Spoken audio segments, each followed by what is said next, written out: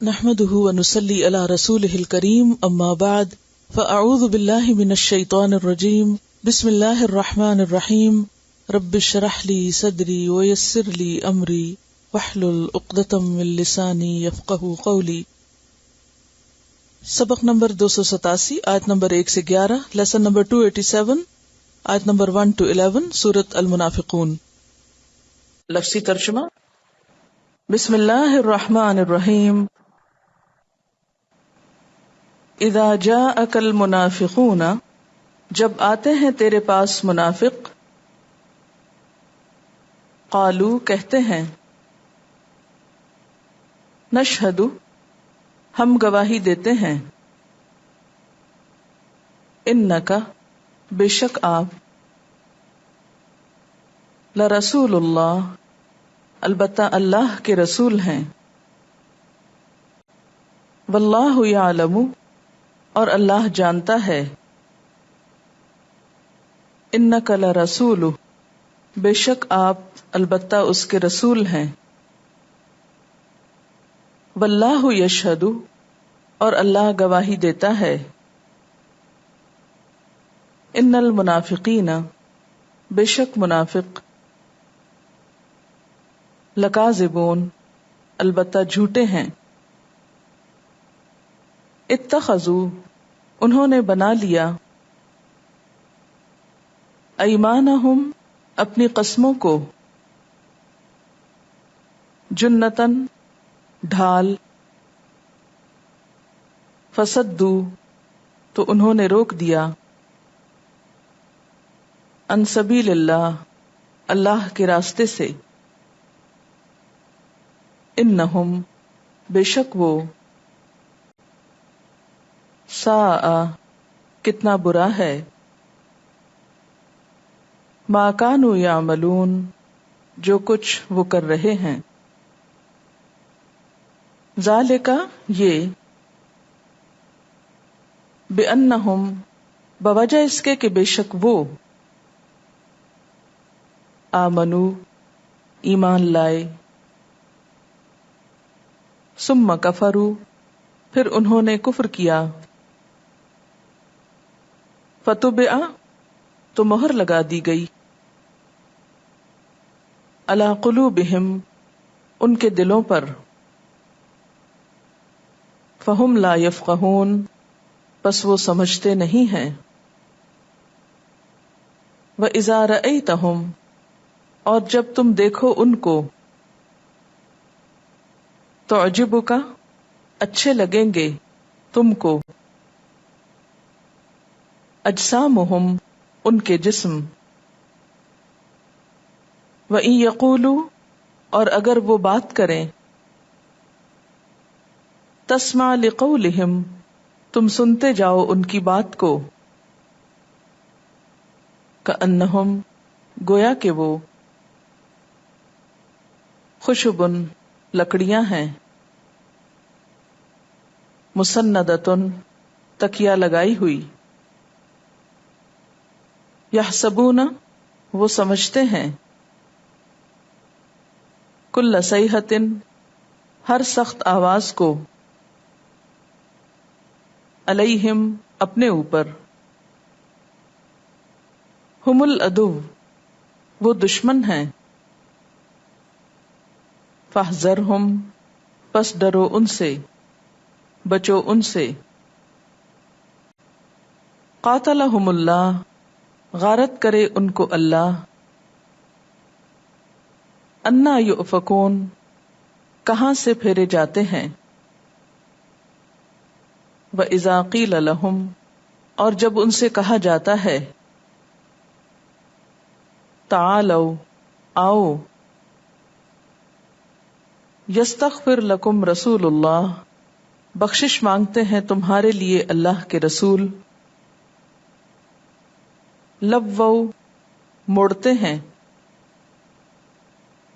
رؤوسہم اپنے سروں کو، ورأیتہم اور تم دیکھتے ہو ان کو،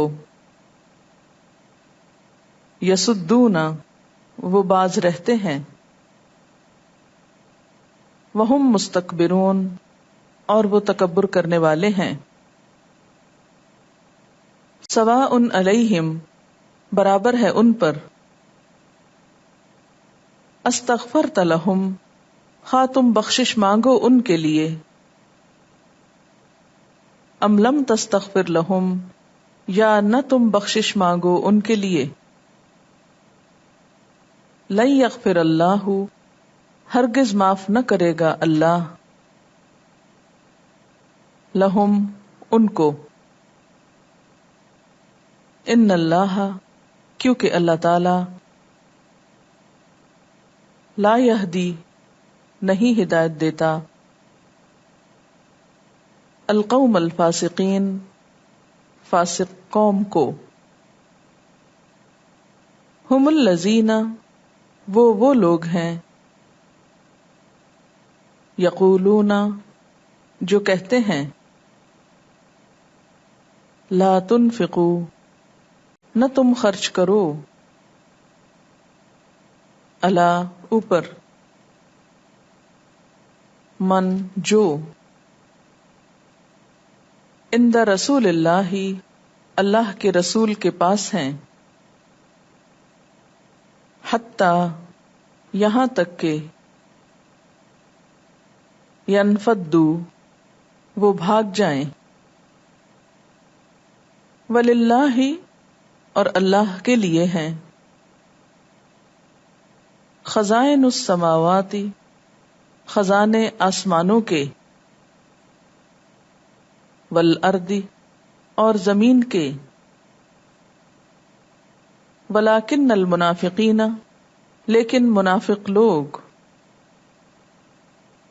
لا یفقہون، نہیں سمجھتے. یقولون، وہ کہتے ہیں، لئن رجعنا، البتہ اگر لوٹے ہم، الی المدینۃ، مدینہ کی طرف،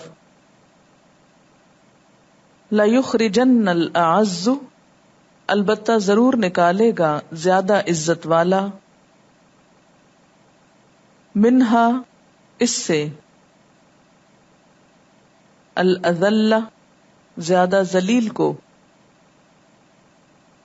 وَلِلَّهِ الْعِزَّةُ، اور اللہ کے لیے ہے عزت، وَلِرَسُولِهِ، اور اس کے رسول کے لیے، وَلِلْمُؤْمِنِينَ، اور مومنوں کے لیے، وَلَكِنَّ الْمُنَافِقِينَ، لیکن منافق لوگ، لا يعلمون، علم نہیں رکھتے. یا ایھا الذین آمنوا، اے لوگو جو ایمان لائے ہو، لا تلہکم، نہ غافل کریں تم کو، اموالکم، مال تمہارے، ولا اولادکم، اور نہ اولاد تمہاری، ان ذکر اللہ، اللہ کے ذکر سے،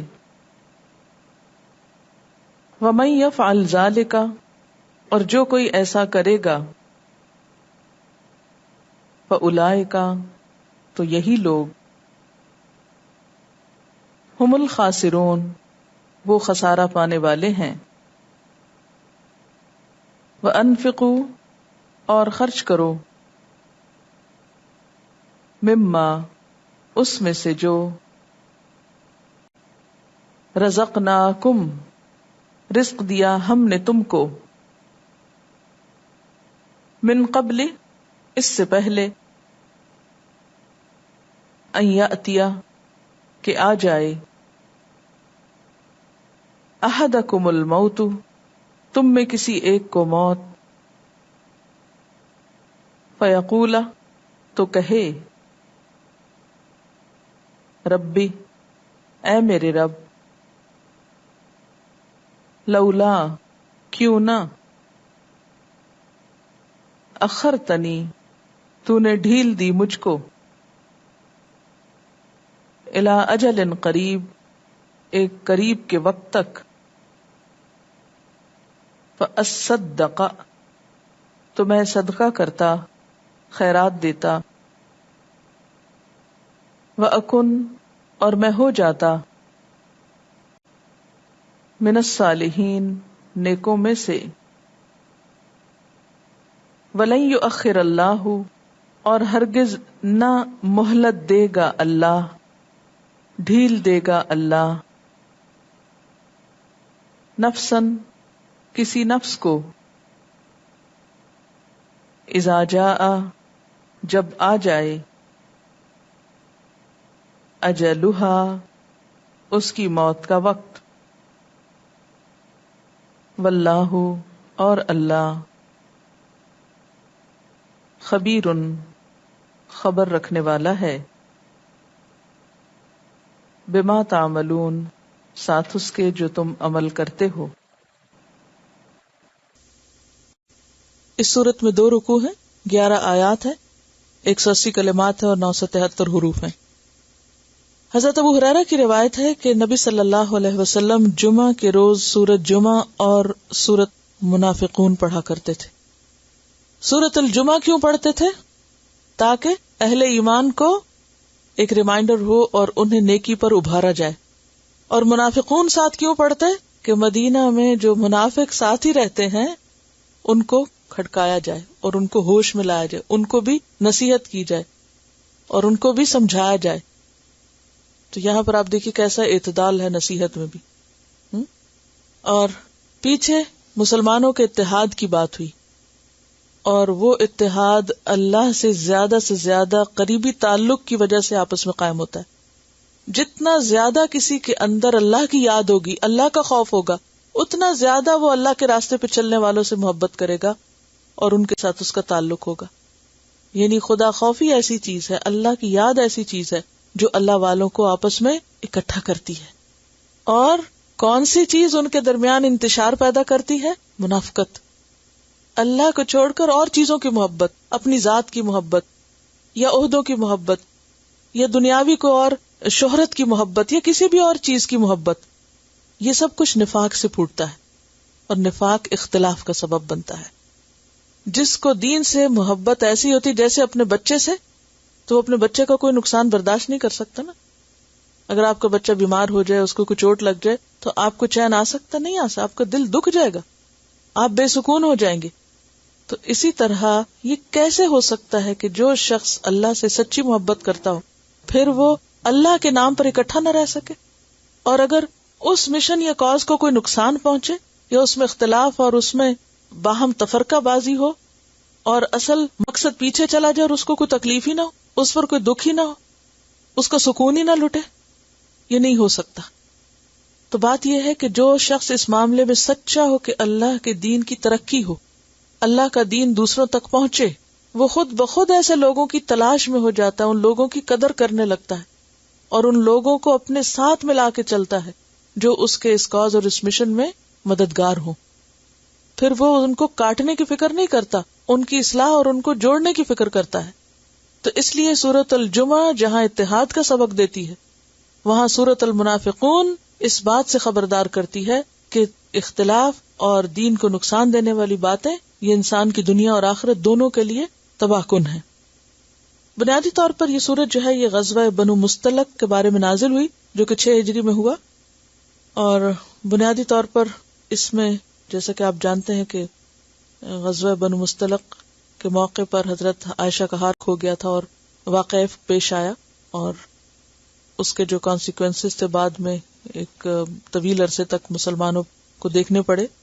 اس کے ساتھ ساتھ ایک اور واقعہ بھی پیش آیا تھا، اور واقعہ کیا تھا کہ مریسی نامی ایک کنواں تھا جہاں پر مسلمان ٹھہرے ہوئے تھے، اور وہاں پر 2 لوگوں کے درمیان ایک لڑائی ہو گئی، اور اس لڑائی کی وجہ سے آپس میں کچھ اختلاف ہوا اور اس میں منافقین نے ایک بڑا رول پلے کیا تھا۔ انشاءاللہ اگر آج وقت ہو تو میں تفصیلات آج بتاؤں گی، ورنہ پھر بعد میں چاہتی ہوں کہ تھوڑا سا سبق آگے نکل جائے۔ فرمایا اذا جاءک المنافقون، جب آتے ہیں تیرے پاس منافق۔ منافقون کا واحد ہے منافق، اور منافق کا لفظ نکلا ہے نفق سے، اور نفق کس کو کہتے ہیں؟ سرنگ کو، ٹنل کو، اور نافقہ کہتے ہیں چوہیا کو۔ جو ایسا بل بناتی ہے زمین میں جو ایک طرف سے اس میں داخل ہو اور خطرے کے موقع پر دوسری طرف سے نکل جائے. تو بالکل اسی طرح جو شخص اپنی ذات کا مفاد صرف جانتا ہو وہ کیا کرتا ہے؟ انتظام کر کے رکھتا ہے، جس کو اپنی جان پیاری ہو کہ اگر اسلام کا نام لینے میں کسی وقت کوئی خطرہ ہوگا تو میں کیا کروں گا؟ دوسری طرف سے نکل جاؤں گا اور یہ ظاہر کروں گا کہ میرا اسلام سے تو کوئی تعلق ہی نہیں. تو منافقین کا یہی طرز عمل تھا. مومنوں کے پاس آتے تو کیا کہتے؟ ہم بھی مومن ہیں. اور جب اپنے جیسوں کے پاس جاتے تو کیا کہتے؟ ہم تمہارے ساتھ ہیں. اذا جاءک المنافقون، جب آتے ہیں آپ کے پاس منافق یعنی آپ کی مجلس میں تو کیا کہتے ہیں؟ قالوا نشہد انک لرسول اللہ، کہ ہم گواہی دیتے ہیں کہ آپ اللہ کے رسول ہیں. واللہ یعلم، اور اللہ جانتا ہے، انک لرسول، کہ بے شک آپ اسی کے رسول ہیں. یعنی کس کو بتاتے ہو؟ اللہ کے نام کی قسم کھا کے. اللہ کو تو پہلے ہی پتا ہے. واللہ یشہد، اور اللہ گواہی دیتا ہے، ان المنافقین لکاذبون، کہ بے شک منافق البتہ جھوٹے ہیں اپنے اس قول میں، اور اللہ کی گواہی کافی ہے. وکفا باللہ شہیدا محمد الرسول اللہ، کہ اللہ کا گواہ ہونا اس بات پر کہ محمد صلی اللہ علیہ وسلم اللہ کے رسول ہیں کافی ہے. یہ سورۃ الفتح کی آیت ہے 28 اور 29. اتخذوا ایمانہم جنتا، انہوں نے اپنی قسموں کو ڈھال بنا رکھا ہے، آڑ بنا رکھا ہے. کیا قسمیں کھاتے تھے وہ؟ ان کی مختلف قسموں کا بھی ذکر قرآن مجید میں آتا ہے نا. مثلا سورۃ توبہ میں آتا ہے وَيَحْلِفُونَ بِاللَّهِ إِنَّهُمْ لَمِنْكُمْ، وہ اللہ کے نام کی قسمیں کھاتے ہیں اور یہ کہتے ہیں کہ وہ تم ہی میں سے ہیں. وَمَا هُمْ مِنْكُمْ، حالانکہ وہ تم میں سے نہیں ہے. ان کی قسموں کا اعتبار نہ کرو. سورۃ توبہ 62 میں آتا ہے يَحْلِفُونَ بِاللَّهِ لَكُمْ لِيُرْضُوكُمْ، اللہ کے نام کی قسمیں کھاتے ہیں کہ تم کو راضی کر دیں، تمہارے سامنے اچھے بن جائیں. واللہ یشہد ان المنافقین لکاذبون، لیکن ان قسموں میں بھی دراصل کیا ہے؟ وہ جھوٹے ہیں. یعنی یہ جو بات ہے نا واللہ یشہد ان یہ پچھلی بات سے متعلق بھی اور ویسے بھی اوور آل منافقت کی سب سے پہلی نشانی کیا ہے؟ جھوٹا ہونا. پہلے پارے میں بھی آتا ہے نا کیا؟ وَلَهُمْ عَذَابٌ عَلِيمٌ بِمَا كَانُوا يَكْذِبُونَ، اور حدیث میں آتا ہے کہ اگر کوئی شخص جھوٹ بولے تو خواہ نماز روزہ کرے، وہ کیا ہے؟ منافق ہے. منافقت کی سب سے پہلی علامت. تو یہ قسمیں کھاتے ہیں اور اپنی قسموں کو آڑ بنا رکھا ہے. اچھا، ڈھال کس چیز کے لیے ہوتی ہے؟ کیا کام کرتی ہے ڈھال؟ پروٹیکشن کے لیے ہوتی ہے، دشمن کے وار سے محفوظ کرنے کے لیے. اب اگر یہ اپنے کفر کو ڈکلیئر کر دیں تو پھر یہ قتل بھی ہو سکتے ہیں اور قید بھی ہو سکتے ہیں، جیسے کفار مکہ کے ساتھ ہو رہا تھا. لیکن یہ کیا کر رہے تھے؟ انہوں نے اپنے اسلام کو ظاہر کر رکھا تھا اور قسمیں کھا کھا کے بتاتے کہ آپ اللہ کے رسول ہیں اور ہم اللہ کو مانتے ہیں. فصدوا عن سبیل اللہ، پس وہ اعراض کرتے ہیں اللہ کے راستے سے. یعنی چونکہ سچے نہیں ہیں لہٰذا دین میں پوری طرح نہیں آتے. صد کا لفظ جو ہوتا ہے خود رکنے کے لیے بھی ہوتا ہے اور اس کے علاوہ روکنے کے لیے. خود بھی روکتے ہیں، دوسروں کو بھی روکتے ہیں. اچھا، دوسروں کو کیسے روکتے ہیں؟ اس کی بھی دلیل ہے قرآن مجید میں. سورۃ الاحزاب میں آتا ہے قد یعلم اللہ، تحقیق اللہ کو پتا ہے، المعوقین منکم والقائلین لاخوانہم ہلم الینا. سورۃ توبہ میں آتا ہے وقالوا لا تنفروا فی الحر. ایک اور جگہ پر آتا ہے الذین قالوا لاخوانہم وقعدوا لو اطاعونا ما قتلوا. یہ ساری باتیں کیا ہیں دراصل؟ ان کی اللہ کے راستے سے روکنے کی. نہ خود اچھے کام کرتے تھے اور اگر کوئی کر رہا تو اس کو ڈسکریج کرتے تھے. فصدوا عن سبیل اللہ، اللہ کے راستے سے روکتے ہیں. میں سوچ رہی تھی کہ آج کل ہم سو کالڈ مسلمانوں میں یہ چیز کتنی عام ہو گئی ہے، اللہ کے راستے سے روکنا لوگوں کو، اور احساس بھی نہیں ہے. کیونکہ آگے بار بار منافقین کے بارے میں آتا ہے کہ لا یشعرون لا یفقہون لا یعلمون.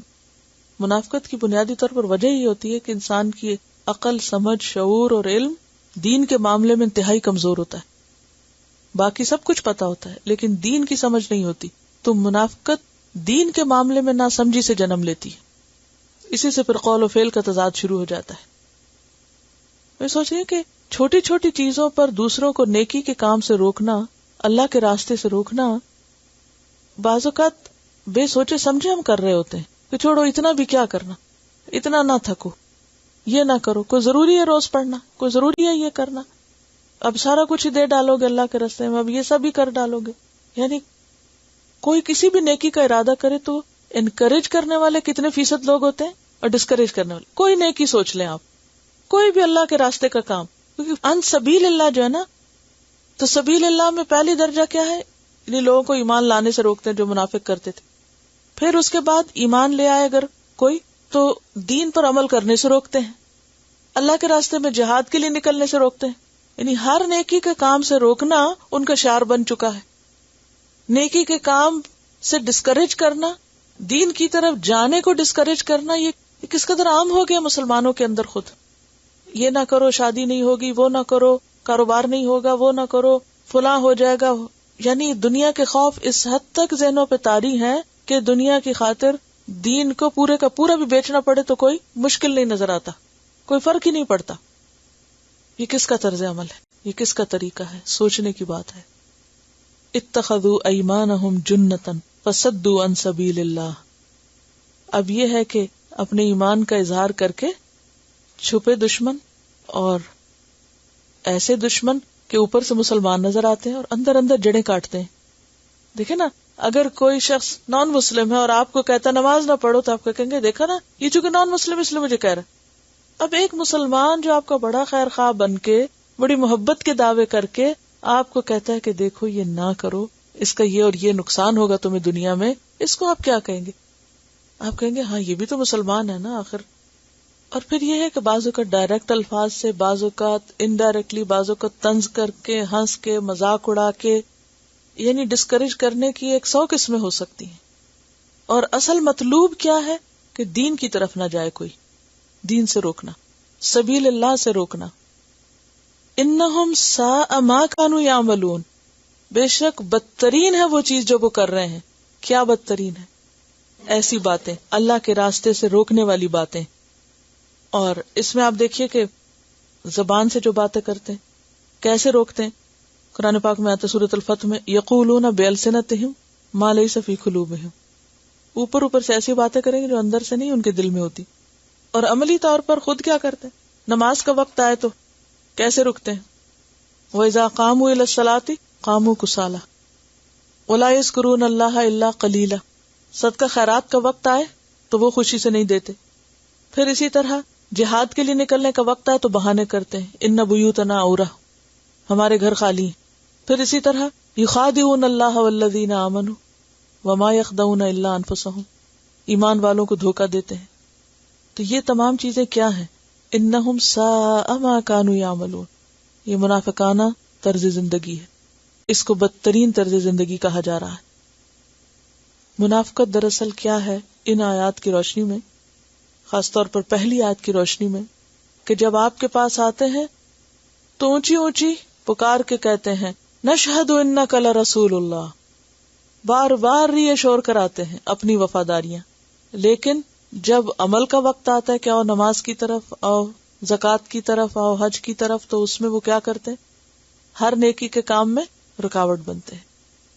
تو کون ہوا منافق؟ کہ جو دعوے بڑے بڑے کرے لیکن عمل میں دھوکہ دے. ذالک، یہ، بأنہم، اس وجہ سے ہے، آمنو، کہ وہ ایمان لائے، ثم کفروا، پھر انہوں نے کفر کیا، فطبع علی قلوبہم، تو مہر لگا دی گئی ان کے دلوں پر، فہم لا یفقہون، پھر وہ سمجھتے ہی نہیں، ان کو کچھ سمجھ آتی ہی نہیں. ایک اور جگہ پر آتا ہے نا بل طبع اللہ علیہا بکفرہم، اللہ نے ان کے کفر کی وجہ سے ان کے دل سیل کر دیے. سورۃ صف میں آتا ہے فلما زاغوا ازاغ اللہ قلوبہم. سورۃ کہف میں آتا ہے انا جعلنا علی قلوبہم اکنۃ ان یفقہوہ. ایک حدیث میں آتا ہے کہ آپ نے فرمایا منافقوں کی بہت سی علامتیں ہیں جن سے وہ پہچانے جاتے ہیں.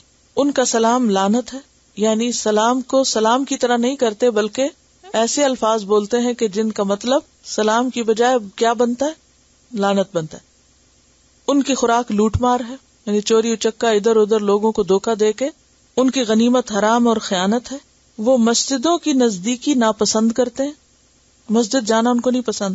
نمازوں کے لیے آخری وقت آتے ہیں، تکبر اور نخوت والے ہوتے ہیں، نرمی اور تواضع اور انکساری سے محروم ہوتے ہیں، نہ خود ان کاموں کو کریں نہ دوسروں کے ان کاموں کو وقت کی نگاہ سے دیکھیں، نہ خود اچھے کام کرتے ہیں، کوئی اچھا کر رہا تو اس کو بھی حقیر سمجھتے ہیں کہ یہ کیا فضول میں وقت ضائع کر رہا ہے۔ رات کی لکڑیاں اور دن کو شور و غل کرنے والے، رات کی لکڑیاں سے کیا مراد ہے کہ جیسے خشک لکڑی پڑی رہتی ہے نا، ہلتی بھی نہیں، یعنی اتنا سوتے ہیں کہ غافل ہو جاتے ہیں سونے میں، نہ عشاء کی نماز کی فکر ہے نہ سویرے اٹھنے کی فکر ہے، تہجد وغیرہ تو دور کی بات ہے۔ لکڑیاں جیسے سوکھی لکڑی کو آپ تنا کہیں رکھ دیں، مثلاً جیسے یہ ٹیبل ہے تو رکھا ہے تو رکھا رہے، رات کو بھی ادھر ہی ہوتا ہے، سفر بھی ادھر، یعنی پڑا وہیں سے وہیں پڑا ہے، بلکہ جس دن سے آیا یہیں پڑا ہے، بے حس، عقل سے خالی۔ فہم لا یفقہون، کچھ سمجھتے نہیں، یعنی حقیقی نفع نقصان نہیں سمجھتے۔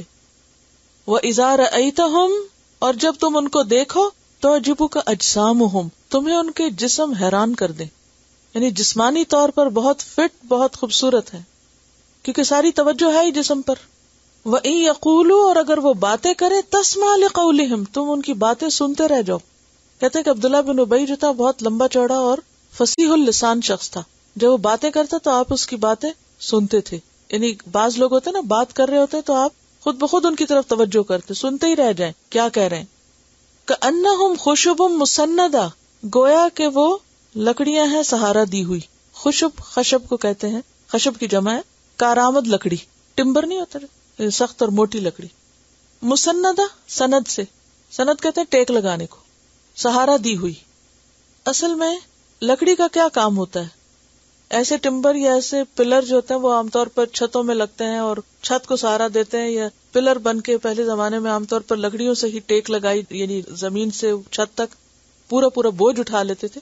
کہاں یہ کسی اور کا بوجھ اٹھائیں، یہ تو اپنا بھی دیواروں پہ ڈالے ہوئے، یعنی کسی بھی بہترین لکڑی کو اس کا فرنیچر بنانے یا اس کو کسی چھت میں یا کہیں اور لگانے کی بجائے اگر دیوار کے ساتھ چن کے رکھ دیا جائے تو بے فائدہ چیز ہے نا۔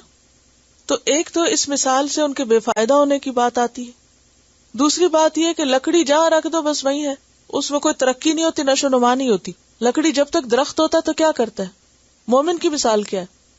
مومن کی مثال درخت کی طرح ہے، وہ گرو کرتا ہے، یعنی سبزہ اس کا فائدہ دیتا ہے، وہ گرو کرتا ہے، اس کا پھل آتا ہے، پھول آتے ہیں، خوشبو آتی ہے، ہوا صاف ہوتی ہے، بے شمار فائدے۔ لیکن اگر وہ لکڑی بن جائے تو پھر کیا؟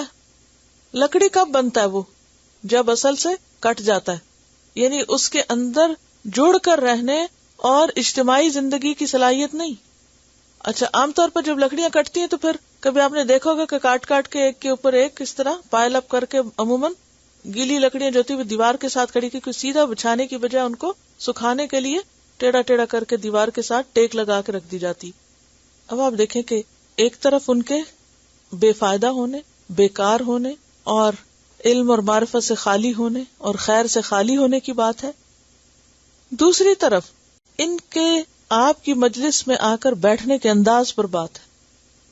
منافق جب آپ کی مجلس میں آتے تو پیچھے ہی کسی دیوار سے ٹیک لگا کے بیٹھ جاتے اور بیچ میں شریک نہیں ہوتے تھے پوری طرح، یعنی ایسے انداز سے بیٹھتے کہ جیسے کوئی بے نیاز ہو کہ ہمیں نہیں ضرورت اس کی، کیونکہ ان کے نزدیک جو سچے مومن تھے وہ کیا تھے؟ بیوقوف لوگ تھے، تو وہ ان میں گھلتے ملتے نہیں تھے، وہ لیے دیے رہتے، الوف رہتے ان سے، اور پھر بڑی اپنی ایک خاص شان کے ساتھ اور اپنے ایک خاص سٹائل سے اور اپنے خاص طریقے سے آ کے ٹیک لگا کے ایک طرف سے بیٹھتے کہ کوئی چیز ہمیں چھوئے نہیں، اور وہیں سے رخصت ہو جاتے اور باہر نکل کے کہتے اچھا یہ ابھی کیا کہہ رہے تھے، پیچھے پڑھا نا آپ نے، یہ کون سی صورت نازل ہوئی اور اس صورت سے تمہارے ایمان میں کیا اضافہ ہوا؟ باہر نکل کے ایسی باتیں کرتے، اندر آ کے اس میں پوری طرح شریک نہ ہوتے اور باہر نکل کے کیا کہتے کہ آج کیا پڑھا تھا اور مجھے تو کوئی خاص فائدہ نہیں ہوا، میرا تو کوئی خاص ایمان نہیں بڑھا۔ اور ان کے طریقے میں، طرز عمل میں، روز نبی صلی اللہ علیہ وسلم کی مجلس میں آنے کے باوجود بھی ان کے طرز عمل میں کوئی تبدیلی نہیں آئی، ان کی عقل سمجھ میں کچھ بھی نہیں آیا، ان کا طرز عمل جیسا کا تیسا ہی رہا۔ وہ باہر نکل کے الٹا خلاف باتیں کرتے، اوروں کو بھی بہکاتے، اوروں کو بھی متنفر کرتے اور ایک محاذ آرائی قائم کرتے۔ اور یہاں ان کے تکبر کی طرف بھی اشارہ ہے کہ اپنے آپ کو بڑی چیز سمجھ کر تکبر اور نخوت کی وجہ سے اپنی ایک شان برقرار رکھتے، اور شان بنانے کے لیے ان کی ساری توجہ کس پر تھی؟ اپنے جسموں کی خوبصورتی پر، یعنی اپنی پرسنالٹی کو ہائی لائٹ کرنے کے لیے سارے طور طریقے اختیار کرتے، امپریس کرنے کے لیے دوسروں کو. تو امپریس کرنے کے لیے انہوں نے 2 طریقے اختیار کر رکھے تھے. نمبر 1 جسمانی خوبصورتی کا اظہار، اور نمبر 2 بڑی بڑی باتیں کرنا، اور نمبر 3 مجلسوں میں خاص انداز سے بیٹھنا. لیکن حال کیا ہے؟ یحسبون کل صیحۃ علیہم، ہر چیخ اور ہر آواز کو اپنے خلاف سمجھتے ہیں. یعنی کہیں کچھ گرے، کہیں کچھ نقصان ہو تو ان کو فوراً یہ ڈر ہوتا تھا کہ کہیں ہماری شامت تو نہیں آئی، کیونکہ وہ اندر سے دھوکے باز تھے نا. تو جب کوئی شخص اندر سے کھوکھلا ہوتا ہے تو اس کو پھر جیسے کہتے ہیں نا چور کی داڑھی میں تنکا. تو منافقین بھی چونکہ نبی صلی اللہ علیہ وسلم کے لیے سنسیئر نہیں تھے، ان کے دل پیور نہیں تھے آپ کے لیے، آپ کو مانتے ہی نہیں تھے پوری طرح. تو وہ جو اندر کا خوف تھا ان کا، اس کے نتیجے میں کہیں بھی کوئی حادثہ ہوتا، کوئی حکم آتا، کوئی بات ہوتی تو وہ فوراً ڈر جاتے اور کیا سمجھتے ابھی کچھ ہمارے بارے میں ہوا ہوگا، ہمارے ہی پکڑنے کے کوئی وارنٹ جاری ہوئے. ہم العدو، یہ دشمن ہے، فاحذرہم، ان سے بچ کے رہو. یہ منافق دشمن ہے، ان سے بچ کے رہو، محتاط رہو. یہ خیر کی بجائے فساد لائیں گے، شر لائیں گے. قاتلہم اللہ، اللہ کی مار ان پر. انا یؤفکون، کہاں سے پھیرے جاتے ہیں؟ کیا ان کو سمجھ نہیں آتی کہ کیا ہو رہا ہے؟ اللہ کے رسول کیا تعلیم دے رہے ہیں؟ افک کس کو کہتے ہیں؟ کسی چیز کو اس کی اصل رخ سے پھیر دینا. تو ان کی عقل پھر جاتی ہے، گھوم جاتی ہے. وَإِذَا قِيلَ لَهُمْ، اور جب ان سے کہا جاتا ہے تعالوا، آؤ، یستغفر لکم رسول اللہ، رسول اللہ صلی اللہ علیہ وسلم تمہارے لیے استغفار کریں گے. یعنی کوئی غلطی کر بیٹھتے یا کسی بھی موقع پر لووا رؤوسہم، تو اپنے سر جھٹک دیتے. لووا کا لفظ ہے نا لام یہ سے، لئی کہتے ہیں موڑنے کو، گھمانے کو، اپنا سر گھما دیتے یعنی انکار کر دیتے. اور اس میں بھی ان کے تکبر کا اظہار ہے.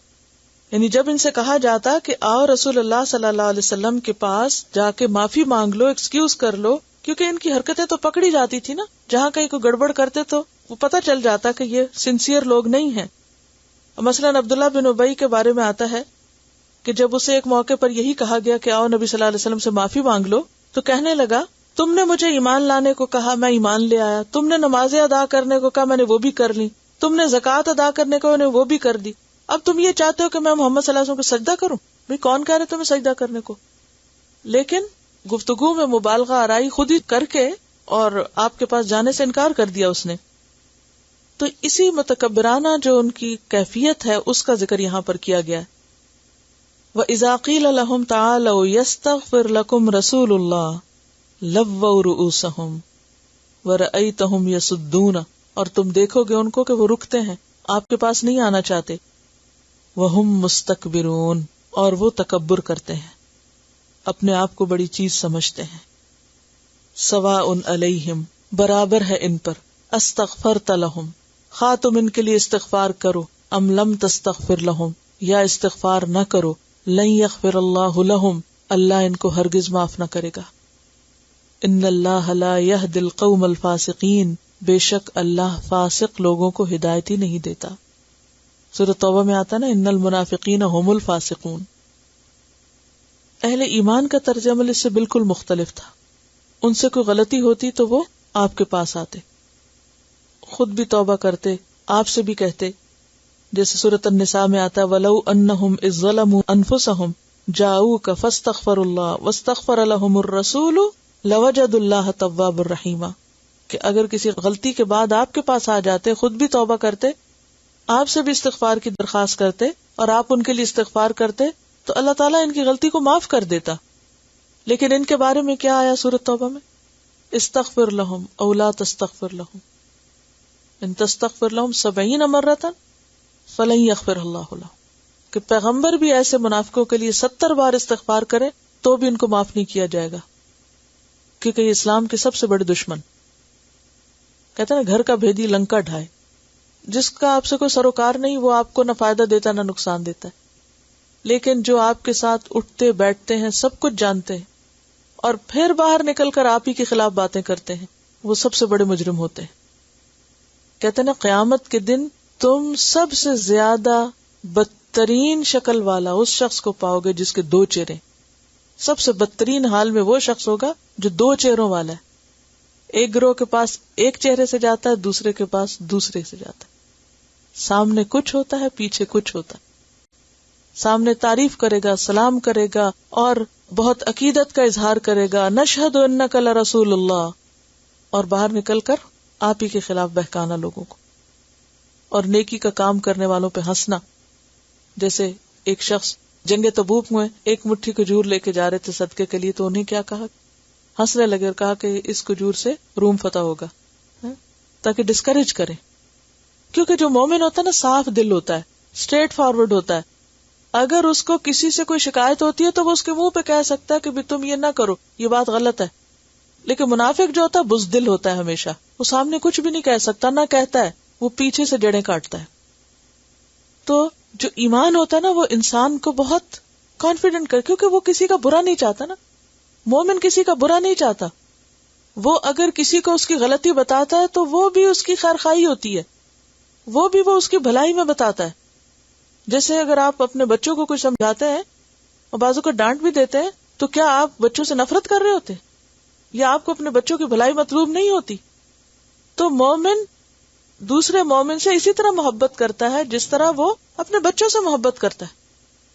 ہمیں بچوں سے کوئی تعلق ہوتا ہے، محبت ہوتی ہے، تو ہم ان کی غلطی پر صبر نہیں کر سکتے. ہم ان کو ضرور بتاتے کہ ٹھیک نہیں ہے، اور پھر ان کو بھی پتا ہوتا کہ ہمارے ماں باپ خیر خواہ ہیں، لہٰذا اس کو مائنڈ نہیں کرتے. تھوڑی دیر کے لیے برا لگے بھی تو بعد میں پھر ویسے کے تیسے ہو جاتے. تو اس کے بغیر اجتماعی زندگی کی گاڑی چل نہیں سکتی، اتحاد ہو نہیں سکتا کہ جب تک بولنے والے کہنے والے کے اندر خیر خواہی نہ ہو اور سننے والے کے اندر اتنا ظرف نہ ہو کہ وہ برداشت کر جائے اور اصل مقصد کے اوپر ہی اس کی نظر رہے. ہم الذین، یہ وہی لوگ ہیں، یقولون، جو کہتے ہیں، لا تنفقوا، مت خرچ کرو، علی من عند رسول اللہ، ان پر جو رسول اللہ کے پاس ہیں صلی اللہ علیہ وسلم. کون؟ مہاجرین کی طرف اشارہ ہے. یہ جو آپ کے ساتھ مکہ سے آئے ہیں اور یہ جو آپ کے ساتھ رہتے ہیں اور جن کے پاس کوئی معاش نہیں، کوئی دنیا کی نعمتیں نہیں، تم ان کو مت دو. آپ کو معلوم ہے کہ مدینہ کے لوگ تو ویل اسٹیبلش تھے. مہاجرین جب آئے انہوں نے ان پہ بہت کچھ خرچ کیا، لیکن ظاہر ہے کہ ابھی ان کو اس آبادی میں آ کر جمنے کے لیے ایک وقت چاہیے تھا، تو وہ ڈیپینڈنٹ تھے دوسروں پر. تو جو سچے مسلمان تھے مدینہ کے، وہ ان کی ضروریات پوری کرتے تھے، ان پہ خرچ کرتے تھے. تو یہ منافق روکتے تھے کس بات سے؟ لا تنفقوا علی من عند رسول اللہ حتی ینفضوا. کیوں؟ تاکہ یہ لوگ چلے جائیں، بھاگ جائیں، متفرق ہو جائیں. یہ دراصل مسلمانوں کی جمعیت کو بکھیرنے کی، انتشار کی اور اختلاف کی کوششیں تھی، ان کو توڑنے کی. ظاہر ہے کہ جب ان کو یہاں کھانے کو نہیں ملے گا، ان کی ضروریات پوری نہیں ہوگی، تو پھر کیا کریں گے؟ یہ بکھر جائیں گے. ظاہر ہے کہ مکہ سے گھر بار چھوڑ کے جو لوگ آئے تھے وہ دینی کی خاطر آئے تھے، وہی لوگ ہر جنگ میں آگے آگے ہوتے تھے، وہ لوگ ہر طرح کی قربانیاں کر رہے تھے. لیکن اگر ان کی ضروریات پوری کرنے والا کوئی بھی نہیں تو کیا ہوتا؟ کوئی کسی بستی میں نکل جاتا، کوئی کہیں چلا جاتا، کوئی کہیں چلا جاتا، تو وہ کام جو ان لوگوں کو کرنا تھا اکٹھے ہو کر، وہ کیسے ہوتا؟ وہ تو نہیں ہو سکتا تھا. تو منافقین نے یہ طریقہ سوچا کہ کسی طرح یہ جو اکٹھے رہتے ہیں ان کو توڑا جائے، اور اس کا طریقہ کیا ہے کہ ان پہ خرچ نہ کیا جائے، حتی ینفضوا، یہاں تک کہ بھاگ جائیں. وَلِلَّهِ خَزَائِنُ السَّمَاوَاتِ وَالْأَرْضِ، اور اللہ کے لیے ہیں آسمان و زمین کے خزانے. وَلَكِنَّ الْمُنَافِقِينَ لَا يَفْقَهُونَ، لیکن منافق یہ بات سمجھتے ہی نہیں، کیونکہ اگر سمجھتے ہوتے تو ایسی بات نہ کرتے. اگر وہ اللہ کی قدرت اور وسعت اور طاقت کو جانتے تو یہ بات نہ کہتے، کیونکہ لہو مقالید السماوات والارض. تلاوت. سب سے ورسٹ انجام منافقین کا ہے، ورسٹ، سب سے نچلے درجے پہ ہوں گے جہنم کے، کیونکہ یہ دین کی جڑیں کاٹنے والے ہیں، دین کے کاز کا نقصان پہنچانے والے ہیں، دین کی اجتماعیت میں خلل ڈالنے والے ہیں. کیونکہ دیکھیں کفر تو بالکل واضح ہے، شرک بالکل واضح ہے، لیکن منافقت جو ہے چھپی ہوئی ہوتی ہے نا، پہچاننے میں مشکل ہوتی ہے۔ جیسے کہ ابتدا میں نے بتایا کہ یہ سورج جو ہے یہ غزوہ بنو مستلق صاد کے ساتھ اس کے موقع پر نازل ہوئی، اور اس کو غزوہ مریسی بھی کہا جاتا ہے۔ یا تو یہ سفر میں نازل ہوئی یا یہ مدینہ پہنچ کے نازل ہوئی تھی، اور یہ غزوہ شعبان 6 ہجری میں ہوا تھا، اور اس کا ذکر آپ نے سورت نور سے پہلے بھی پڑھا تھا۔ تھوڑا سا پس منظر اس سورت میں جس واقعے کا اب ذکر آ رہا ہے اس کے بارے میں، نبی صلی اللہ علیہ وسلم جب مدینہ میں تشریف لائے تو 2 بڑے قبائل یہاں موجود تھے، ایک اوس اور دوسرے خزرج۔ ان دونوں کے درمیان بہت عرصے سے جنگیں تھی، لڑائی جھگڑے، اور کوئی لیڈرشپ نہیں تھی ان کی، اور کسی کی لیڈرشپ پر راضی بھی نہیں ہوتے تھے۔ لہذا مدینہ جیسی بستی کے اندر کوئی باقاعدہ ایک سسٹم نہیں تھا۔ نبی صلی اللہ علیہ وسلم کی آمد سے کچھ عرصہ پہلے لوگ عبداللہ بن ابی کی قیادت پر راضی ہو گئے تھے۔ اب جب مدینہ کے مسلمان آپ سے بیعت کر رہے تھے تو ایک موقع پر ایک صحابی نے کہا بھی کہ ہم عبداللہ بن ابی کو ساتھ لے کر چلتے ہیں، تاکہ ایسا نہ ہو کہ وہ پھر ہم سے پیچھے رہ جائے اور مخالفت پر نہ اتر آئے، کیونکہ اس کے لیڈر بننے کے لیے تیاریاں ہو رہی، اور کہا جاتا ہے کہ اس کا جو تاج تھا وہ سنار کے پاس تھا، یعنی اس حد تک معاملہ قریب پہنچ چکا تھا، اور جلد ہی اس بات کو ڈکلیئر کیا جانے والا تھا کہ آئندہ مدینہ کا جو لیڈر ہے یا بادشاہ کہہ لیں وہ عبداللہ بن ابی ہوگا۔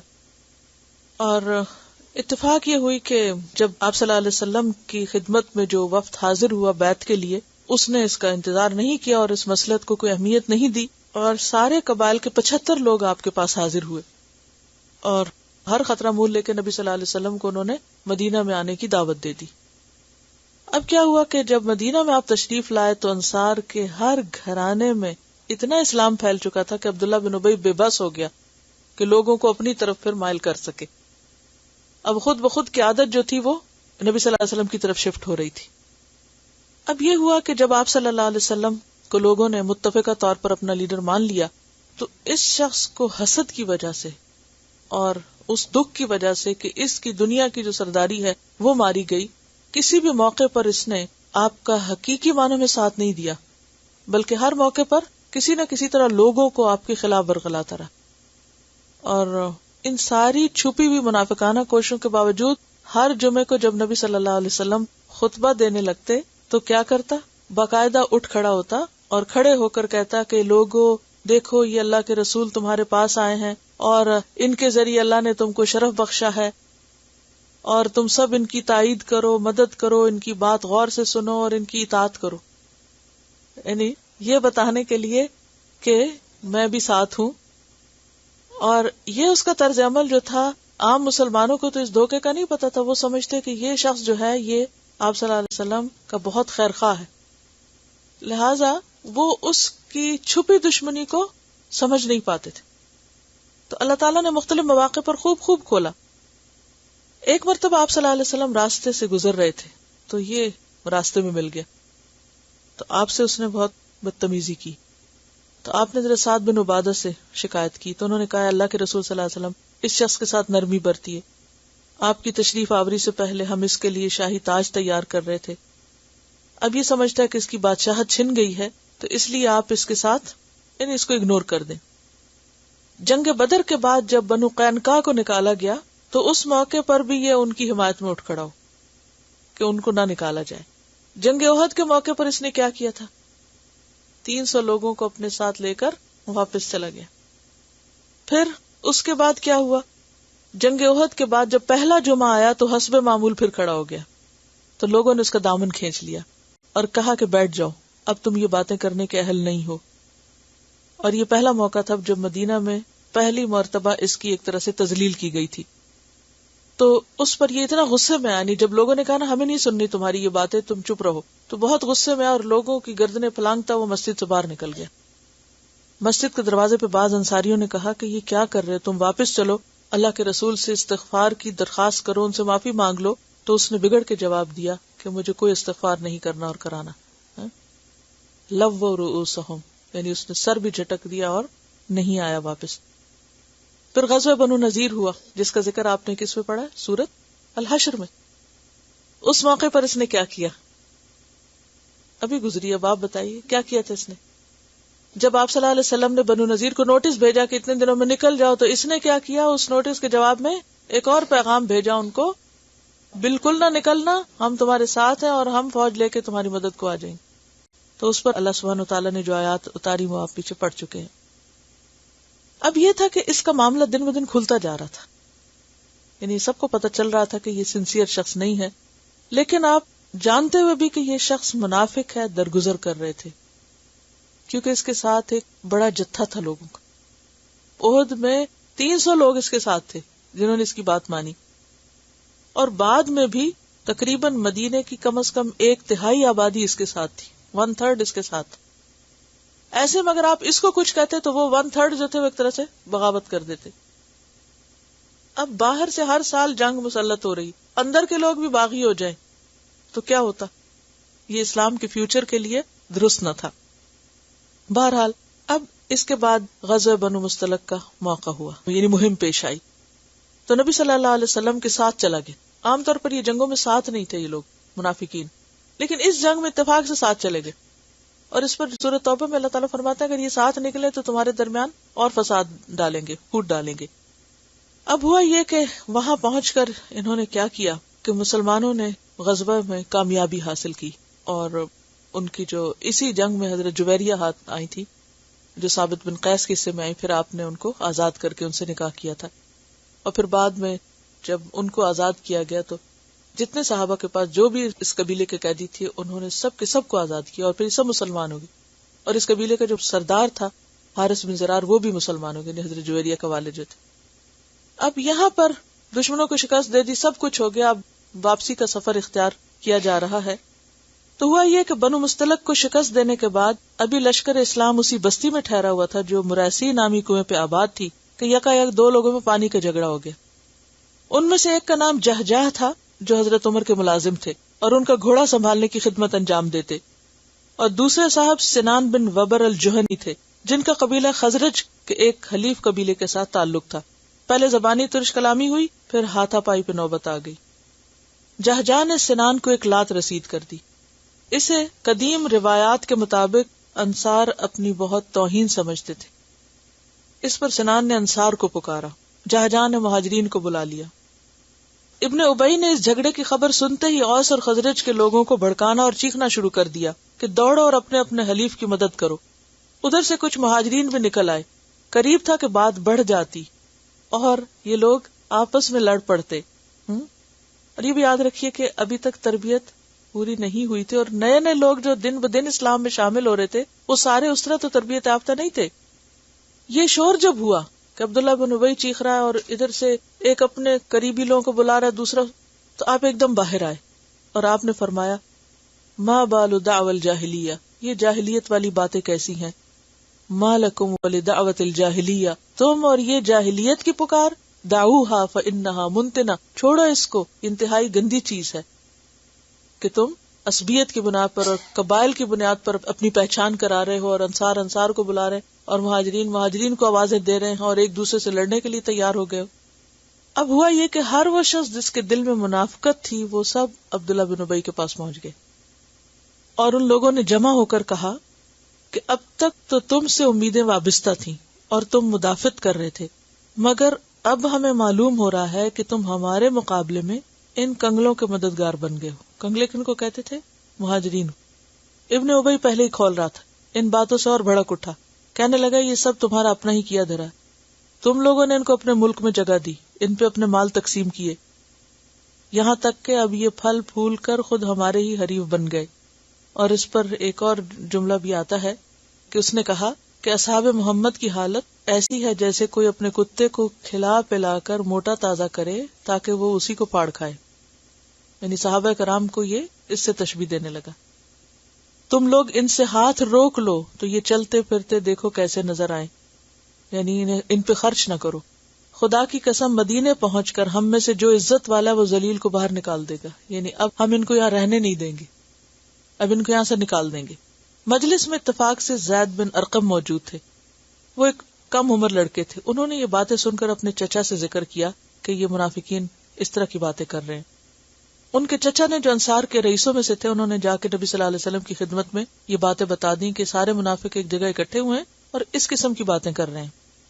حضور نے زید کو بلا کر پوچھا، انہوں نے جو کچھ سنا تھا ویسا ہی بتا دیا. حضور نے فرمایا شاید تم ابن ابی سے ناراض ہو، اس وجہ سے تم اس کے خلاف یہ بات کر رہے ہو. ممکن ہے تمہیں سننے میں کوئی غلطی ہو گئی ہو، یعنی آپ کا انداز دیکھیں نا کہ صرف سن کے قبول نہیں کی بات. ممکن ہے تمہیں شبہ ہو گیا ہو کہ ابن ابی یہ کہہ رہا ہے. مگر زید نے عرض کیا نہیں، خدا کی قسم میں نے اس کو یہ باتیں کہتے سنا ہے. اس پر آپ نے ابن ابی کو بلا کر پوچھا. صاف مکر گیا، قسمیں کھانے لگا کہ میں نے یہ ہرگز نہیں کہا.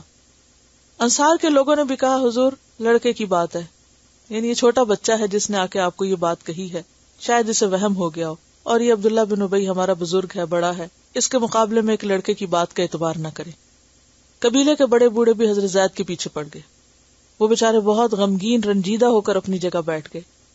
لیکن آپ زید کو جانتے تھے اور عبداللہ بن ابی کو بھی جانتے تھے، اس لیے آپ تو سمجھ گئے کہ اصل بات کیا ہے. حضرت عمر کو اس بات کا علم ہوا تو انہوں نے آ کر عرض کی کہ مجھے اجازت دیجیے میں اس منافق کی گردن اڑا دوں. اگر مجھے اجازت دینا مناسب خیال نہیں فرماتے تو خود انصار میں سے معاذ بن جبل کو بلا کر یا عباد بن بشر یا سعد بن معاذ یا محمد بن مسلمہ کو حکم دیجیے وہ اسے قتل کرے. آپ نے فرمایا ایسا نہ کرو، لوگ کہیں گے محمد اپنے ساتھیوں کو قتل کرواتا ہے.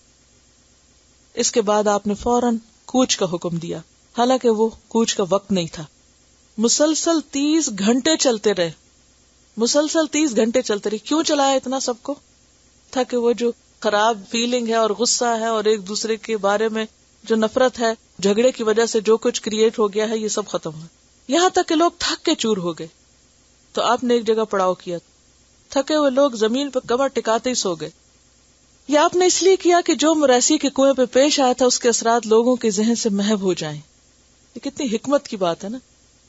راستے میں انصار کے ایک سردار حضرت اسید بن حضیر آپ سے ملے. عرض کیا یا رسول اللہ صلی اللہ علیہ وسلم، آج آپ نے ایسے وقت کوچ کا حکم دیا جو سفر کے لیے موزوں نہ تھا. آپ کبھی ایسے وقت میں سفر کا آغاز نہیں کرتے. آپ نے فرمایا تم نے نہیں سنا کہ تمہارے ان صاحب نے کیا کہا ہے؟ انہوں نے پوچھا کون صاحب؟ فرمایا عبداللہ بن ابی. انہوں نے پوچھا اس نے کیا کہا؟ فرمایا اس نے کہا ہے کہ مدینہ پہنچ کر عزت والا ذلیل کو باہر نکال دے گا. انہوں نے عرض کیا یا رسول اللہ خدا کی قسم عزت والے تو آپ ہیں اور ذلیل وہ ہے، آپ جب چاہیں اسے نکال سکتے ہیں. آہستہ آہستہ بات انصار میں پھیل گئی. لوگوں نے ابن ابی سے کہا جاؤ اللہ کے رسول سے معافی مانگو. اس نے تڑک کے جواب دیا تم نے کہا کہ من پہ ایمان لاؤ، میں ایمان لایا، زکات دو، میں نے زکات دی، اب بس یہ کسر ہے کہ میں ان کو سجدہ کروں. ان باتوں کی بھنک ان کے بیٹے کو بھی پڑ گئی. عبداللہ بن ابی کا جو بیٹا تھا ان کا نام بھی عبداللہ تھا. وہ پہلے پہنچ کر تلوار سونت کے باپ کے آگے کھڑے ہو گئے. بولے آپ نے کہا تھا مدینہ پہنچ کر عزت والا ذلیل کو نکالے گا. اب آپ کو معلوم ہو جائے گا عزت آپ کی ہے یا اللہ اور اس کے رسول کی. خدا کی قسم آپ مدینہ میں داخل نہیں ہو سکتے جب تک اللہ کے رسول صلی اللہ علیہ وسلم آپ کو اجازت نہ دیں. اس پر ابن ابی چیخ اٹھا خزرج کے لوگوں دیکھو میرا بیٹا ہی مجھے مدینہ میں داخل ہونے سے روک رہا ہے. لوگوں نے یہ خبر حضور تک پہنچائی اور آپ نے فرمایا عبداللہ سے کہو اپنے باپ کو گھر آنے دے. عبداللہ نے کہا ان کا حکم ہے تو آپ داخل ہو سکتے ہیں. اس وقت آپ نے حضرت عمر سے فرمایا کیوں عمر، اب تمہارا کیا خیال ہے؟ جس وقت تم نے کہا تھا کہ مجھے اسے قتل کرنے کی اجازت دیجیے، اس وقت اگر تم اسے قتل کرتے تو بہت سی ناک اس پہ پھڑکنے لگتی. اگر آج میں اسے قتل کا حکم دوں تو اسے قتل تک کیا جا سکتا ہے. حضرت عمر نے کہا خدا کی قسم اب مجھے معلوم ہو گیا کہ اللہ کے رسول کی بات میری بات سے زیادہ حکمت والی تھی. تو یہ تھے وہ حالات جن میں یہ صورت نازل ہوئی. اور اس میں پھر اگلی بات اسی سے متعلق ہے. یقولون لئن رجعنا الی المدینۃ، کہتے ہیں کہ اگر ہم مدینہ کی طرف لوٹیں گے لیخرجن العز منها الاذل، تو نکال باہر کرے گا زیادہ عزت والا ہم میں سے اس میں سے زیادہ کمزور کو. اذل کہتے ہیں کمزور یا ذلیل کو. تو عزت والے سے مراد اس کی کیا تھی؟ خود. وَلِلَّهِ الْعِزَّةُ وَلِرَسُولِهِ وَلِلْمُؤْمِنِينَ، اور عزت تو اللہ کے لیے اور اس کے رسول کے لیے اور مومنوں کے لیے. وَلَكِنَّ الْمُنَافِقِينَ لَا يَعْلَمُونَ، لیکن منافق نہیں جانتے کہ عزت کا مالک ہے کون. اور عزت کا کیا معنی ہوتا ہے؟ ایسی حالت جو انسان کو مغلوب ہونے سے بچائے. غلبے اور قوت کے لیے بھی آتا ہے عزت کا لفظ. حضرت عمر کہتے تھے نحن قوم اعزنا اللہ بالاسلام، ہم وہ لوگ ہیں جن کو اللہ نے اسلام کے ساتھ عزت دی، یعنی غلبہ دیا ہے. فاذا ابتغینا العزت بغیر الاسلام اذلنا اللہ، اگر ہم اسلام کے علاوہ کسی اور چیز کے ذریعے عزت چاہیں گے تو اللہ ہم کو ذلیل کر دے گا. تو بہرحال بات یہ ہے کہ مدینہ پہنچ کر عبداللہ بن ابی کی کہی ہوئی بات خود اس کے سامنے آئی، اور قریب تھا کہ اس کو قتل ہی کر دیتا اس کا بیٹا اور اس کو نکال ہی دیا جاتا، لیکن اللہ کے رسول صلی اللہ علیہ وسلم نے حکمت اور مصلحت کے تحت اس کو واپس آنے دیا. چلیے ایک دفعہ آیات پھر سنیے اور پھر غور کیجیے کہ کیا کہا گیا ہے. آگے چلوں گی. یہ سورت دیگر سورتوں سے اس لحاظ سے مختلف ہے کہ بہت ہی ڈائریکٹ آغاز ہو جاتا ہے. اذا جاءک المنافقون، اذا سے، اذا جاءک المنافقون، جب آتے ہیں تیرے پاس منافق. کہاں آتے ہیں؟ آپ کی مجلس میں آتے ہیں، اور خاص طور پر اشارہ ہے کس مجلس کی طرف؟ جمعہ کے روز جو عبداللہ بن ابی کرتا تھا. نشہدو، ہم گواہی دیتے ہیں. انکا، نشہدو کے بعد جب انا آتا ہے تو اس کا معنی ہوتا ہے کہ ہم حلفن کہتے ہیں، یقینی طور پر کہتے ہیں، قسم کھا کے کہتے ہیں، انکا لرسول اللہ، کہ آپ اللہ کے رسول ہیں. واللہ یعلم انکا لرسولہ، اور اللہ جانتا ہے کہ بے شک آپ اس کے رسول ہیں. یعنی جس خدا کے نام کی قسم کھاتے ہیں اور اس کو گواہ بناتے. قسم کیا ہوتی ہے دراصل؟ اللہ کی جب قسم کھائی جاتی ہے تو اس کا مطلب ہے کہ اللہ تعالیٰ گواہ ہے. ہاں اللہ جانتا ہے، اللہ گواہ ہے. انک لرسول واللہ یشہد، اور اللہ گواہی دیتا ہے. ان المنافقین لکاذبون، کہ یقیناً منافق البتہ جھوٹے ہیں، غلط بیانی کر رہے ہیں.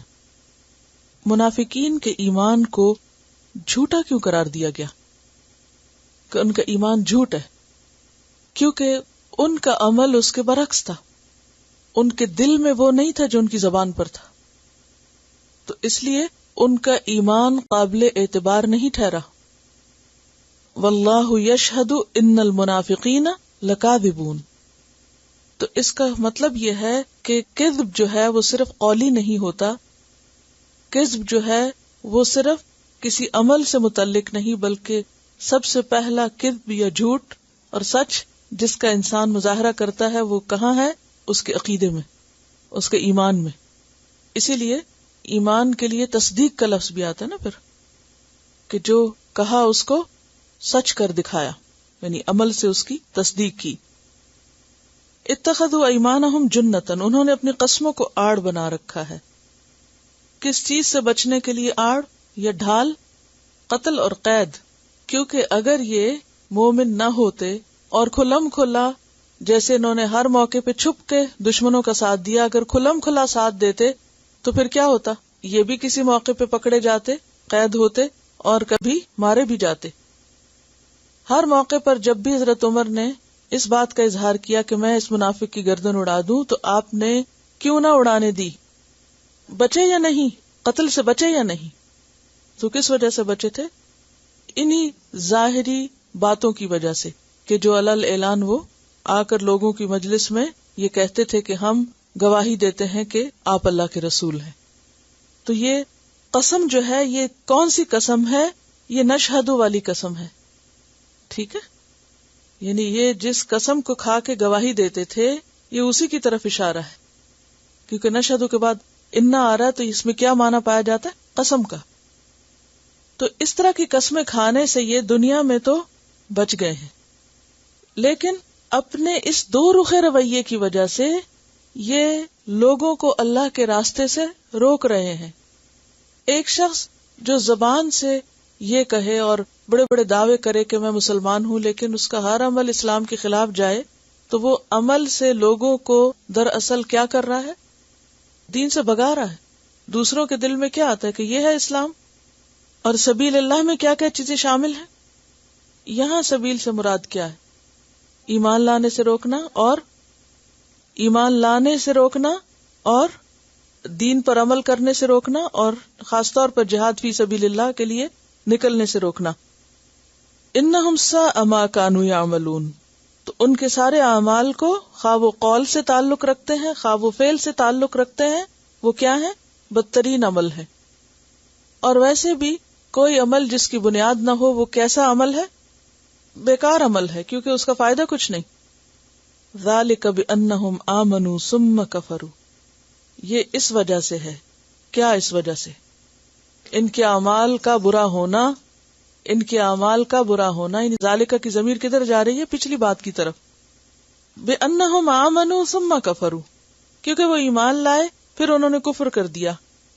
لہذا ایمان لا کر عمل نہ کرنا اور عمل سے انکار کرنا، یہ دراصل کیا ہے؟ بدترین عمل ہے. فَطُبِعَ عَلَى قُلُوبِهِمْ، تو اس دھوکے کی بنیاد پر کیا ہوا؟ ان کے کفر کی بنا پر اللہ نے ان کے دلوں پہ مہر لگا دی. بل طبع اللہ علیہا بکفرہم فہم لا یفقہون، بس وہ نہیں سمجھتے. کیا نہیں سمجھتے؟ مجھے معلوم ہے کہ میں جب تفسیر کرا رہی ہوتی ہوں تو بہت تیز بول رہی ہوتی ہوں اور سب کچھ کیچ کرنا مشکل ہے، لیکن مین پوائنٹس کے اوپر ضرور نظر رکھا کریں. جب میں کسی لفظ کے بارے میں یہ کہتی ہوں کہ یہ لا یفقہون نہیں سمجھتے سے مراد یہ ہے، تو وہ پوائنٹ ضرور لکھ لیا کریں. اگر سارا جملہ نہ بھی لکھے تو بڑی بڑی باتیں لکھنے کی ضرورت نہیں، لیکن کی پوائنٹس لکھنا اگر آ جائے تو پھر اگلے دن آپ بہت آسانی سے جواب دے سکتے ہیں. اور وہی دراصل آیت کا فہم ہوتا ہے. فہم لا یفقہون، پس وہ نہیں سمجھتے. کیا نہیں سمجھتے؟ دین کی حقیقت، دین کے معاملات، ایمان کی حقیقت، کیا کرنا چاہیے کیا نہیں کرنا چاہیے، کچھ سمجھ نہیں ان کو. ایسا کیوں ہوتا ہے کہ انسان سب کچھ جانتے ہوئے بھی کچھ نہیں جانتا؟ خواہشات اس کو ایسا گھیر لیتی ہیں کہ دلوں پہ پردہ آ جاتا ہے. دنیا کی محبت اور غلط کاموں کی وجہ سے جو ایک اندھیرا ہوتا ہے، دیکھیے ہر گناہ جو ہے نا وہ ایک اندھیرے کا سبب بنتا ہے. تو وہ دل پہ اندھیرا چھاتے چھاتے، جیسے حدیث میں بھی آتا ہے نا کہ جب انسان ایک غلط کام کرتا ہے تو کیا ہوتا ہے؟ دل پر ایک سیاہ نقطہ لگتا ہے، جس ون ڈاٹ. اگر انسان توبہ کرتا ہے تو وہ دھل جاتا ہے، دل پھر صاف ہو جاتا ہے. لیکن اگر انسان توبہ نہیں کرتا تو وہ ڈاٹ پھیلنے لگتا ہے، وہ نقطہ پھیلتا جاتا ہے، اور پھر آہستہ آہستہ پھیلتے پھیلتے پھیلتے سارا دل سیاہ ہو جاتا ہے. اور جب سارا دل سیاہ ہو جاتا ہے، اس سے نور چھن جاتا ہے، تو پھر انسان کو دین کی کسی بات کی پہچان، سمجھ، اس سے تعلق، واسطہ، محبت، عمل کی صلاحیت اور اس سے اس کی طرف کوئی اٹریکشن یا کشش وہ نہیں رہتی. وہ چیزیں انسان کے لیے کیا ہو جاتی ہیں؟ سیکنڈری. بلکہ بعض اوقات الٹا وہ چٹی لگتی ہیں کہ یہ کیا مصیبت ہے، یہ بھی کرو، یہ بھی کرو، یہ بھی کرو، کیونکہ ان کو پتہ ہی نہیں کہ اس کے کرنے میں فائدہ کیا. آج بھی آپ دیکھیں بہت سے لوگ مسلمان ہونے کا دعویٰ کرتے ہیں، لیکن اس کے ساتھ ساتھ دین پر اعتراض بھی کرتے ہیں. یہ بھی ٹھیک نہیں، یہ بھی ٹھیک نہیں، یہ بھی ٹھیک نہیں. قرآن میں، قرآن کس کی طرف سے؟ اللہ کی طرف سے. اور اللہ کون ہے؟ جس کے لیے کائنات کی ہر چیز تسبیح کر رہی ہے، فرما برداری کر رہی ہے، جو ہر چیز کے بارے میں خوب خوب جانتا ہے، میرے اور آپ سے زیادہ جانتا ہے. یہ اس کی کتاب ہے. اس کو نہیں پتا تھا کیا اتارنا چاہیے اور کیا نہیں، کیا انسانوں کے لیے سوٹیبل اور کیا نہیں پتا تھا اس کو. ہمیں زیادہ پتا چل گیا، ہمارا علم زیادہ ہو گیا، ہماری سمجھ زیادہ ہو گئی؟ نہیں. لیکن بہت سے لوگ اس دھوکے میں مبتلا ہو جاتے ہیں. وہ دین ہی کی باتوں پہ تنقید شروع کر دیتے ہیں، اعتراض شروع کر دیتے ہیں اور ان کو تبدیل کرنے کا مطالبہ کرنے لگتے ہیں. کب یہ احکامات بدل جانے چاہیے یا ان کی انٹرپریٹیشن بدل جانی چاہیے. اور ایسا مطالبہ کوئی باہر سے نہیں کرتا، خود مسلمان ہی کر رہے ہوتے ہیں. حیرت کی بات یہ ہے. تو ایسا کب ہوتا ہے، کیوں ہوتا ہے؟ جب یہ یاد نہیں رہتا کہ یہ اللہ کی طرف سے آئی ہوئی کتاب ہے اور یہ ایک نور ہے، یہ ایک روشنی ہے اور اس کی ہر بات میں فائدہ ہے، چاہے میری عقل میں آئی یا نہ آئے. تو جب انسان کے دل پر پردہ پڑ جاتا ہے، جس سورۃ کہف میں بھی آتا ہے انا جعلنا علی قلوبہم اکنۃ ان یفقہوا. اور مشرکین مکہ کیا کہتے تھے؟ بیننا و بینک حجاب، ہمارے اور تمہارے درمیان ایک حجاب ہے، یعنی تمہاری بات ہمیں سمجھ نہیں آتی اور ہم تمہیں اپنی نہیں بتا پاتے. انہوں نے کیا بتانی تھی؟ اصل تو بات یہی ہے کہ تمہاری بات ہمارے دل تک نہیں جاتی. تو یہ ایک بہت ہی خطرناک کیفیت ہے کہ قرآن کی کوئی بات دل تک نہ جائے، دل پر نہ اترے، اس پر انسان کا ایمان نہ ہو، انسان اس کو ماننا نہ چاہے، اسے قبول نہ کرے، اس کو نہ سمجھے. فہم لا یفقہون، وہ سمجھتے ہی نہیں. تو یہ زبردست خطرے کی علامت ہوتی ہے. وَإِذَا رَأَيْتَهُمْ تُعْجِبُكَ أَجْسَامُهُمْ، جب تم ان کو دیکھو گے تو ان کے جسم تمہیں بہت خوبصورت لگیں گے. اللہ تعالیٰ نے خاص طور پر جسمانی حسن کا ذکر کیوں کیا ان کے؟ تو انڈرسٹوڈ ہے، انسان جب کسی کو دیکھتا ہے تو اس کا اپیرنس اس کو سب سے پہلے نظر آتا ہے اور وہ اس سے متاثر ہوتا ہے. لیکن یہاں ان کے ریفرنس سے کیوں بات؟ یہ کوئی جنرل بات تھوڑی ہے. یہ تھوڑی کہا جا رہا ہے جب تم لوگوں کو دیکھو تو تمہیں ان کی خوبصورتی اٹریکٹ کرے گی. یہ بات نہیں کہی جا رہی. بات یہ کہی جا رہی ہے کہ جب ان منافقین کو تم دیکھو گے تو ان کے جسم تم کو بہت خوشنما لگیں گے. بات یہ ہے کہ صحابہ کرام جن مشقتوں میں پڑے ہوئے تھے، گھر بار جو چھوڑ کر آئے تھے، کھانے کو نہیں ملتا تھا، کپڑے پورے نہیں تھے، جن تکلیفوں سے وہ گزر رہے تھے، اس سے ان کی جسمانی صحتیں بھی متاثر ہو گئی. آپ کو یاد ہوگا حضرت ابوبکر صدیق کے بارے میں جب آپ نے پڑھا کہ مدینہ میں آنے کے بعد کیا ہوا، اتنا طویل بخار ہوا کہ پھر وہ زندگی کی امید چھوڑ بیٹھے کہ شاید اب میں نہ بچوں. اور اس میں جسمانی بخار کے علاوہ وہ جو پوری ایک کیفیت سے گزر رہے تھے وہ ساری ان کو متاثر کیے ہوئے تھی. تو مخلص مسلمان جو تھے ان کی جو ظاہری حالتیں تھیں، بھوک کی وجہ سے، پیٹ پہ پتھر باندھنے کی وجہ سے، کھانا کپڑا نہ ہونے کی وجہ سے، بظاہر غربت کی وجہ سے، وہ ظاہری شکل و صورت ان کی جس کے معیار پہ دنیا میں لوگوں کو پرکھا جاتا ہے وہ اتنی متاثر کن نہ رہی تھی. حضرت عمر رضی اللہ تعالیٰ عنہ کے تو حال یہ تھا کہ اتنی بڑی کنگڈم کے مالک ہونے کے باوجود جب فلسطین فتح ہوا اور بیت المقدس کی چابیاں لینے کے لیے جب انہوں نے کہا کہ خود آئیں امیر المومنین تو ان کے ہاتھ میں ہم دیں گے، تو جو لباس تھا اس پر پیچ لگے ہوئے تھے اس وقت بھی، اور غلام سواری پہ بیٹھا تھا کیونکہ ایک ہی سواری تھی، کبھی وہ اوپر غلام بیٹھتا تھا اور کبھی خود بیٹھتے تھے، اور جب آخر میں پہنچے تو غلام کی ٹرن تھی اوپر بیٹھنے کی اور خود نیچے پیدل جا رہے تھے، تو چابیاں دینے والے دور سے دیکھ کر کانپنے لگے، اتنا روب تھا. آج اچھے لباسوں میں اور صحتوں میں اور ساری شان و شوکت کے باوجود کوئی روب نہیں ہے مسلمانوں کا. کیوں؟ قرآن کن مومنوں کے حق میں گواہی دیتا ہے لَأَنْتُمْ أَشَدُّ رَهْبَةً فِي صُدُورِهِمْ. روب کا تعلق بھی ایمان کے ساتھ ہوتا ہے. یہ ایمانی قوت ہوتی ہے جو کسی کے دل میں روب ڈالتی ہے، اور دور سے بیٹھے لوگ اس سے خوف کھاتے رہتے ہیں. اور اگر ایمان نہیں تو کوئی نہیں ڈرے گا آپ سے، نہ کسی کو آپ سے خوف ہوگا، ہلکے ہوں گے آپ. تو یہاں پر ان کی جو بظاہر شکل و صورت تھی یہ اس کے بارے میں کانشیس بھی بہت تھے، اپنی ظاہری شکل و صورت کے معاملے میں بہت کانشیس تھے، اور ساری فکر ان کو تھی بھی اسی چیز کی کہ ہماری جان مال اولاد کے اوپر کوئی کمی بیشی نہ آئے، وہ کہیں سے متاثر نہ ہو. تو کہا کہ جب تم انہیں دیکھو گے تو بہت شاندار شخصیتیں نظر آئیں گی. وَإِن يَقُولُوا تَسْمَعْ لِقَوْلِهِمْ، اور اگر تم ان کی بات سنو تو سنتے رہ جاؤ، لیکن اندر سے حال کیا ہے؟ كَأَنَّهُمْ خُشُبٌ مُّسَنَّدَةٌ، گویا کہ لکڑیاں ہیں سہارا دی ہوئی. سہارا دی ہوئی یعنی دیوار کے ساتھ چن کے رکھی ہوئی، یا پھر آپ دیکھیے کہ یہ جو خشب، جیسے میں نے ٹمبر کی بات کی تھی، تو مضبوط لکڑی ہوتی ہے، سالڈ لکڑی ہوتی ہے، تو پھر لکڑی تو لکڑی ہی ہوتی ہے. اور بسا اوقات لکڑی جو ہے، آپ نے کبھی وڈ پینلنگ دیکھی ہوگی اور کبھی اس تجربے سے بھی گزرے ہوں گے کہ وہ بظاہر بالکل خوبصورت نظر آ رہی ہوتی ہے لیکن اندر سے ساری اس کو دیمک لگ چکی ہوتی ہے.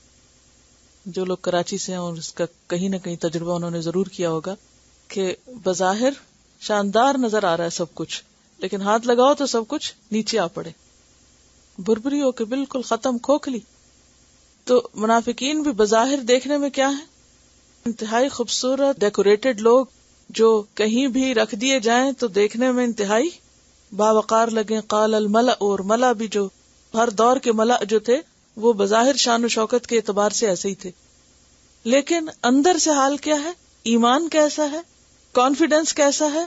کھوکھلے ہیں، دیمک کھائے ہوئے، خشبٌ مسندہ ہیں، اپنا بوجھ خود بھی نہیں اٹھا سکتے، خود بھی اور سہاروں کی ضرورت ہے. لکڑی سے چارج بھی پاس تھرو نہیں کرتا، بس اتنا محدود سا لکڑی کا فائدہ ہوتا ہے کہ بس جہاں لگا دی ہے رکھ دی ہے، بس جو ایک چیز بن گئی اس سے آگے اب کچھ اور جنریٹ نہیں ہوگا. کأنہم خشب مسندہ، بس دیکھ دیکھ کے خوش ہوتے رہو. اور اندر سے حال کیا ہے؟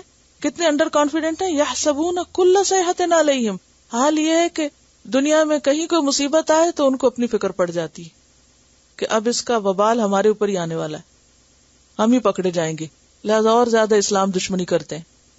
ہم العدو فاحذرہم، یہ دشمن ہے، ان سے بچ کے رہو، محتاط رہو، کیونکہ چھپے وار کرتے تھے نا، اندر سے جڑیں کاٹتے تھے. منافقین کے اس حالت کے بارے میں سورۃ البقرہ میں بھی آتا ہے وَمِنَ النَّاسِ مَن يُعْجِبُكَ قَوْلُهُ فِي الْحَيَاةِ الدُّنْيَا وَيُشْهِدُ اللَّهَ عَلَى مَا فِي قَلْبِهِ وَهُوَ أَلَدُّ الْخِصَامِ وَإِذَا تَوَلَّى سَعَىٰ فِي الْأَرْضِ لِيُفْسِدَ فِيهَا وَيُهْلِكَ الْحَرْثَ وَالنَّسْلَ وَاللَّهُ لَا يُحِبُّ الْفَسَادَ وَإِذَا قِيلَ لَهُ اتَّقِ اللَّهَ أَخَذَتْهُ الْعِزَّةُ بِالْإِثْمِ فَحَسْبُهُ جَهَنَّمُ وَلَبِئْسَ الْمِهَادُ قَاتَلَهُمُ اللَّهُ أَنَّىٰ يُؤْفَكُونَ اللہ ان کو غارت کرے، یہ کس طرح اوندھے کر دیے گئے ہیں کہ ان کا ہر قدم ہی الٹا پڑ رہا ہے، اب یہ ہر کام ہی الٹا کر رہے ہیں۔ ایسا کیوں ہوتا ہے اور کب ہوتا ہے؟ جب آپ کی نیت اچھی ہوتی ہے نا، تو اگر آپ سے کام غلط بھی ہو جائے تو اللہ تعالیٰ معاف کر دیتا ہے۔ مجتہد سے اگر خطا بھی ہو جائے تو اس کی خطا پر بھی اس کو اجر ملتا ہے، کیونکہ اس نے محنت کی ہے، کام کیا ہے۔ تو جو کام کرنے والا شخص ہے، اگر اس سے کوئی غلطی بھی ہو جائے تو وہ قابل معافی ہوتی ہے۔ لیکن یہاں کیا ہے، چونکہ ان کی نیت درست نہیں، ایمان درست نہیں، لہذا بڑے بڑے کام بھی ان کے بیکار ہیں۔ وَإِذَا قِيلَ لَهُمْ تَعَالَوْا يَسْتَغْفِرْ لَكُمْ رَسُولُ اللَّهِ لَوَّوْا رُؤُوسَهُمْ وَرَأَيْتَهُمْ يَصُدُّونَ وَهُمْ مُسْتَكْبِرُونَ رسول کے پاس آنے سے کیوں کتراتے ہیں؟ آپ نے عبداللہ بن ابی کا حال پڑھا کہ جب اس سے کہا گیا کہ چلو ٹھیک ہے، ہو گئی غلطی، اب تم چل کے معافی مانگ لو، تو اس نے کیا کہا؟ اب میں محمد کو سجدہ کروں صلی اللہ علیہ وسلم۔ تکبر، ہٹ دھرمی، سواء علیہم۔ اور اللہ تعالیٰ فرماتے ہیں کہ ابھی تو وہ آتے نہیں، اگر وہ آ جائیں اور آپ ان کے لیے استغفار کریں بھی تو سواء علیہم استغفرت لہم ام لم تستغفر لہم لن یغفر اللہ لہم۔ کیوں؟ اللہ ہرگز ان کو معافی نہیں کرے گا۔ کیوں نہیں معاف کرے گا ان کو؟ رسول ان کے لیے بخشش کی دعا کرے پھر بھی نہیں کرے گا۔ وائے؟ اس آیت کے کانٹیکسٹ میں بات یہ ہے کہ جو شخص سچی توبہ نہ کرے، جو دل سے توبہ نہ کرے اور خود توبہ نہ چاہے اپنے لیے، اس کی توبہ توبۃ الکذابین ہو، تو اس کے لیے ساری دنیا بھی توبہ کرے تو اس کو کوئی فائدہ نہیں ہوگا۔ سمجھ آئی؟ کیونکہ جب ان سے کہا گیا کہ آؤ توبہ کرو تو انہوں نے کیا کیا؟ آؤ استغفار کرواؤ، اپنے لیے دعا کرواؤ، وہ سر جھٹک دیے کہ ہم نے نہیں جانا، ہمیں نہیں ضرورت توبہ کی، ہم کو غلط کر رہے ہیں، کیا کمی ہے ہم میں۔ لہٰذا اس سے ایک بہت اہم بات نکلتی ہے، اور وہ کیا کہ جو شخص اپنی زندگی میں خود توبہ نہ کرے، جو اپنے گناہوں کی خود معافی نہ مانگے، اس کے مرنے پر اگر سارے لوگ بھی مل جل کے بیٹھ کے قرآن خوانی کر کے ساتھ قرآن پڑھ کے دعا کرے تو اس کو فائدہ نہیں ہوگا، کیونکہ اس نے اپنے لیے کبھی خود استغفار کی نہیں، کیونکہ ان کو اپنے گناہوں کا اعتراف ہے ہی نہیں، وہ کہتے ہیں ہم غلط کر ہی نہیں۔ لا یفقہون والی بات ہے نا، لا یشعرون۔ تو یہ جو بات ہے نا، کسی کے حق میں دعا استغفار کی جا سکتی ہے، لیکن اس کو فائدہ اسی وقت ہوگا جب وہ اس کا اہل ہوگا۔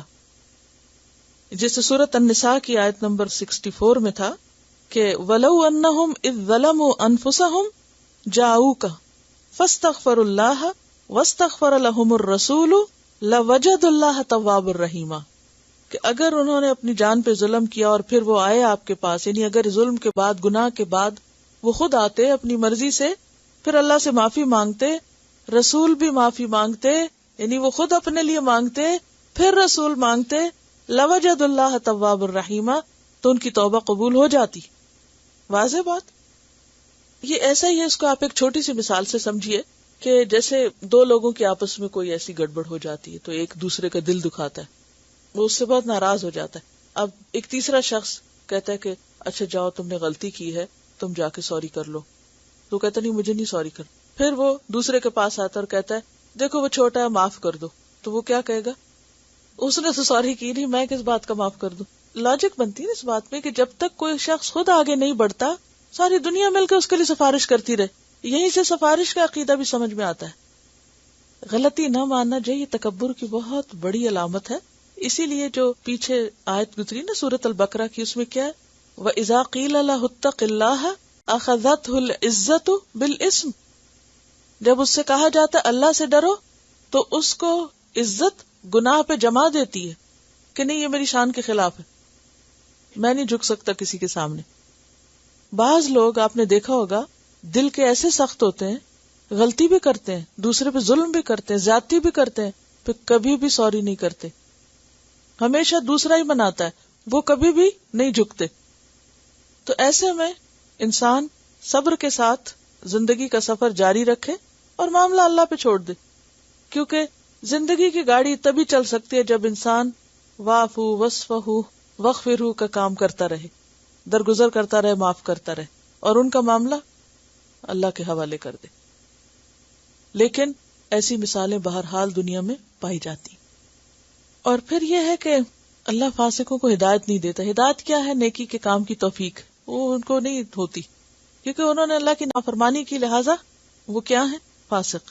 اور جو فاسق ہے وہ اپنی من مانی کرنا چاہتے ہیں، لہٰذا وہ ہدایت نہیں پاتے. ہم الذین یقولون، یہ وہی تو ہیں جو کہتے ہیں لا تنفقوا علی من عند رسول اللہ، رسول اللہ کے ساتھیوں پہ مت خرچ کرو. کیوں نہ خرچ کرو؟ تاکہ یہ سب بکھر جائیں، چلے جائیں کہیں، اور مدینہ کی یہ جو ریاست ہے یہ سبوتاج ہو جائے. یہ ان کے چھپے وار تھے نا. وَلِلَّهِ خَزَائِنُ السَّمَاوَاتِ وَالْأَرْضِ وَلَٰكِنَّ الْمُنَافِقِينَ لَا يَفْقَهُونَ. پورے قرآن مجید میں منافقین کی جتنی بھی باتیں ملتی ہیں ان کی صفات میں سے، اس میں سے ایک جھوٹ اور دوسرے ناسمجھی، کوٹ کوٹ کے بری ہوئی ان میں. لا یعلمون، لا یشعرون، لا یفقہون، لا یفقہون الا قلیلا. یہ سب سے زیادہ آپ کو ملے گا ان کے بارے میں. سمجھ ہی نہیں، عقل ہی نہیں ہے. اور دوسری چیز جھوٹ. منافقت ہے جھوٹ کا دوسرا نام. یقولون لئن رجعنا الی المدینۃ، کہتے ہیں اگر ہم مدینہ کی طرف واپس پلٹے. کہاں سے؟ غزوہ بنو مصطلق. اور دوسرا نام کیا تھا؟ مریسی. کنویں کا نام تھا نا مریسی، اور اس کے پاس یہ بستی تھی اور جنگ وہاں ہوئی تھی. لیخرجن، البتہ نکال دے گا، ضرور نکال دے گا. کون؟ العز، زیادہ عزت والا، منہا، اس میں سے. کس میں سے؟ مدینہ سے. کس کو؟ الاذلہ، زیادہ کمزور کو یا ذلیل کو. وللہ العزت ولرسولہ وللمؤمنین ولکن المنافقین لا یعلمون. ان کو پتہ ہی نہیں، جانتے ہی نہیں کہ عزت کا اصل مستحق کون ہے. آگے چلتے ہیں. یا ایھا الذین آمنوا، اے لوگو جو ایمان لائے ہو، لا تلہکم، نہ مشغول کریں تم کو، الہا یلہی الہا، روٹ کیا ہے؟ لام ہے واو، لہو. لہو کس کو کہتے ہیں؟ کسی ایسی چیز میں مشغول ہونے کو جو آپ کو بڑے مقصد اور بڑے کام سے غافل کر دے. لہذا اس کا عمومی معنی پھر کیا کیا جاتا ہے؟ نہ مشغول کرے تم کو، نہ غافل کریں تم کو. جیسے آتا نا الہاکم التکاثر، غافل کر دیا تم کو کثرت کی خواہش نے. کس میں؟ اموالکم، تمہارے مال. ولا اولادکم، اور نہ تمہاری اولادیں. کس سے غافل نہ کریں؟ ان ذکر اللہ، اللہ کے ذکر سے. No excuse. بہت سے لوگ اللہ کا ذکر نہ کرنے کی وجہ کیا بتاتے؟ کام ہے، جاب ہے، بزنس ہے، بچے ہیں چھوٹے. یہاں پر دو چیزوں کا ذکر ہے، ایک ہے مال اور ایک ہے اولاد. مال مردوں کا مسئلہ ہوتا ہے زیادہ تر، اور اولاد عورتوں کا مسئلہ. دونوں کا امتحان ہے. تو تمہارے مال اور تمہاری اولادیں تمہیں اللہ کے ذکر سے غافل نہ کریں. اور اللہ کے ذکر میں نماز بھی آتی ہے، قرآن بھی آتا ہے، اور عمومی طور پر بھی اللہ کو یاد کرنا آتا ہے. اور ان سب کے دلائل آپ پیچھے پڑ چکے ہیں. نماز کے لیے آتا ہے وَلَذِكْرُ اللَّهِ أَكْبَرُ، اور قرآن کے لیے بارہا ذکر کا وَلَقَدْ يَسَّرْنَا الْقُرْآنَ لِلذِّكْرِ. وہاں بھی ذکر سے مراد قرآن ہی کی طرف توجہ دینا ہے، نصیحت پکڑنا. اور عمومی معنی نصیحت کا بھی آتا ہے، اور اللہ کی یاد کے لیے بھی آتا ہے یہ لفظ. ان ذکر اللہ، اللہ کے ذکر سے.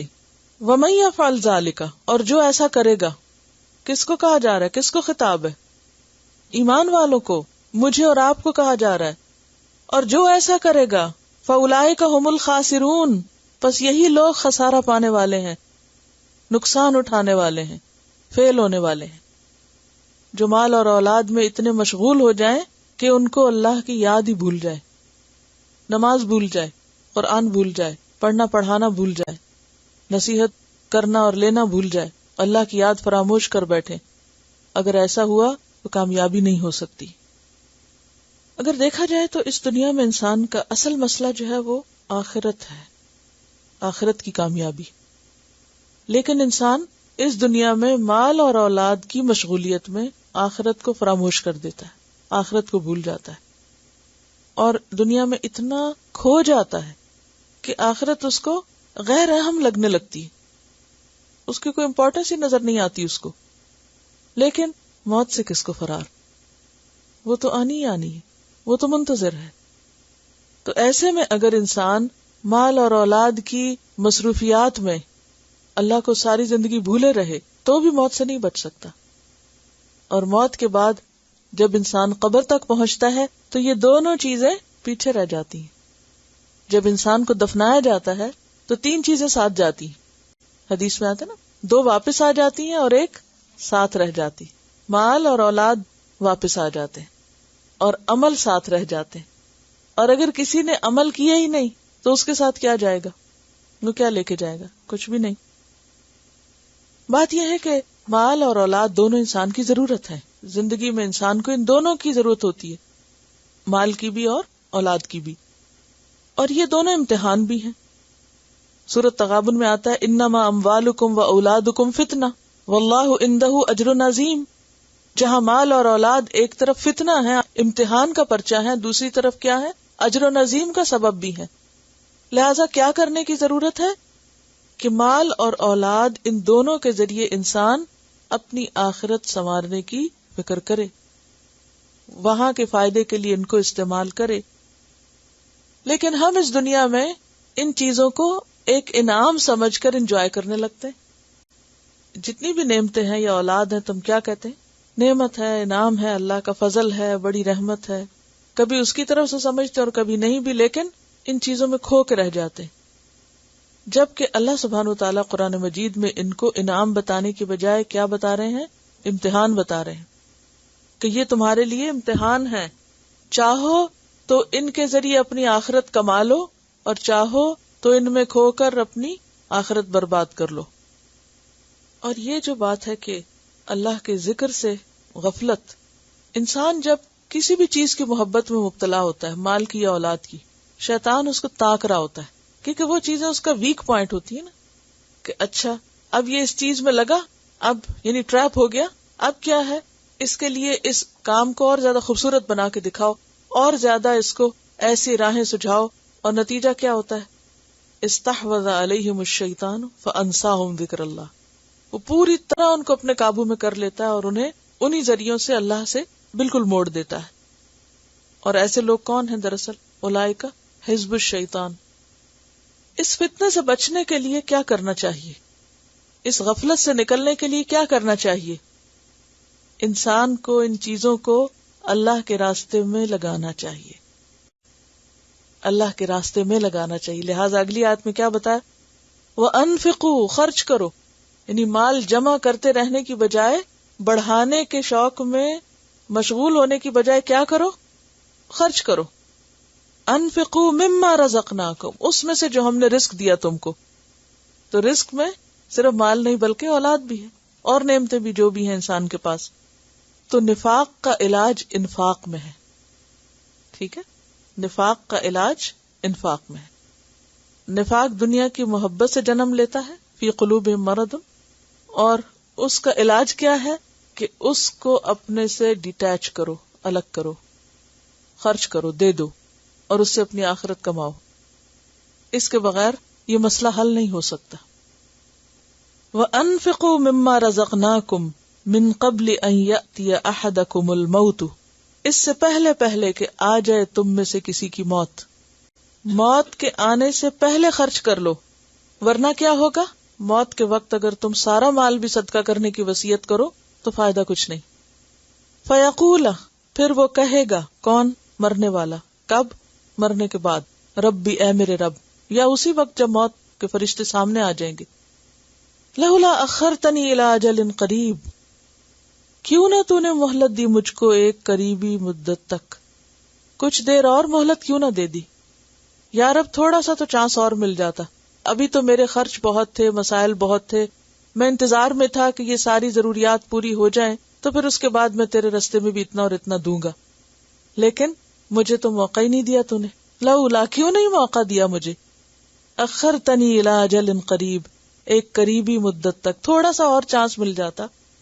کیونکہ انسان ہمیشہ کیا کرتا ہے، جب بھی مال آتا ہے تو انسان کہتا ہے بس یہ آخری دفعہ، ابھی ذرا میں یہ کر لوں، پھر اس کے بعد جو اگلی قسط آئے گی، اگلی تنخواہ آئے گی، اگلا جو پروفٹ آئے گا، اگلی جو کراپ کٹے گی اور اس میں سے جو آئے گا وہ تو پھر میں فی سبیل اللہ ہی لگاؤں گا.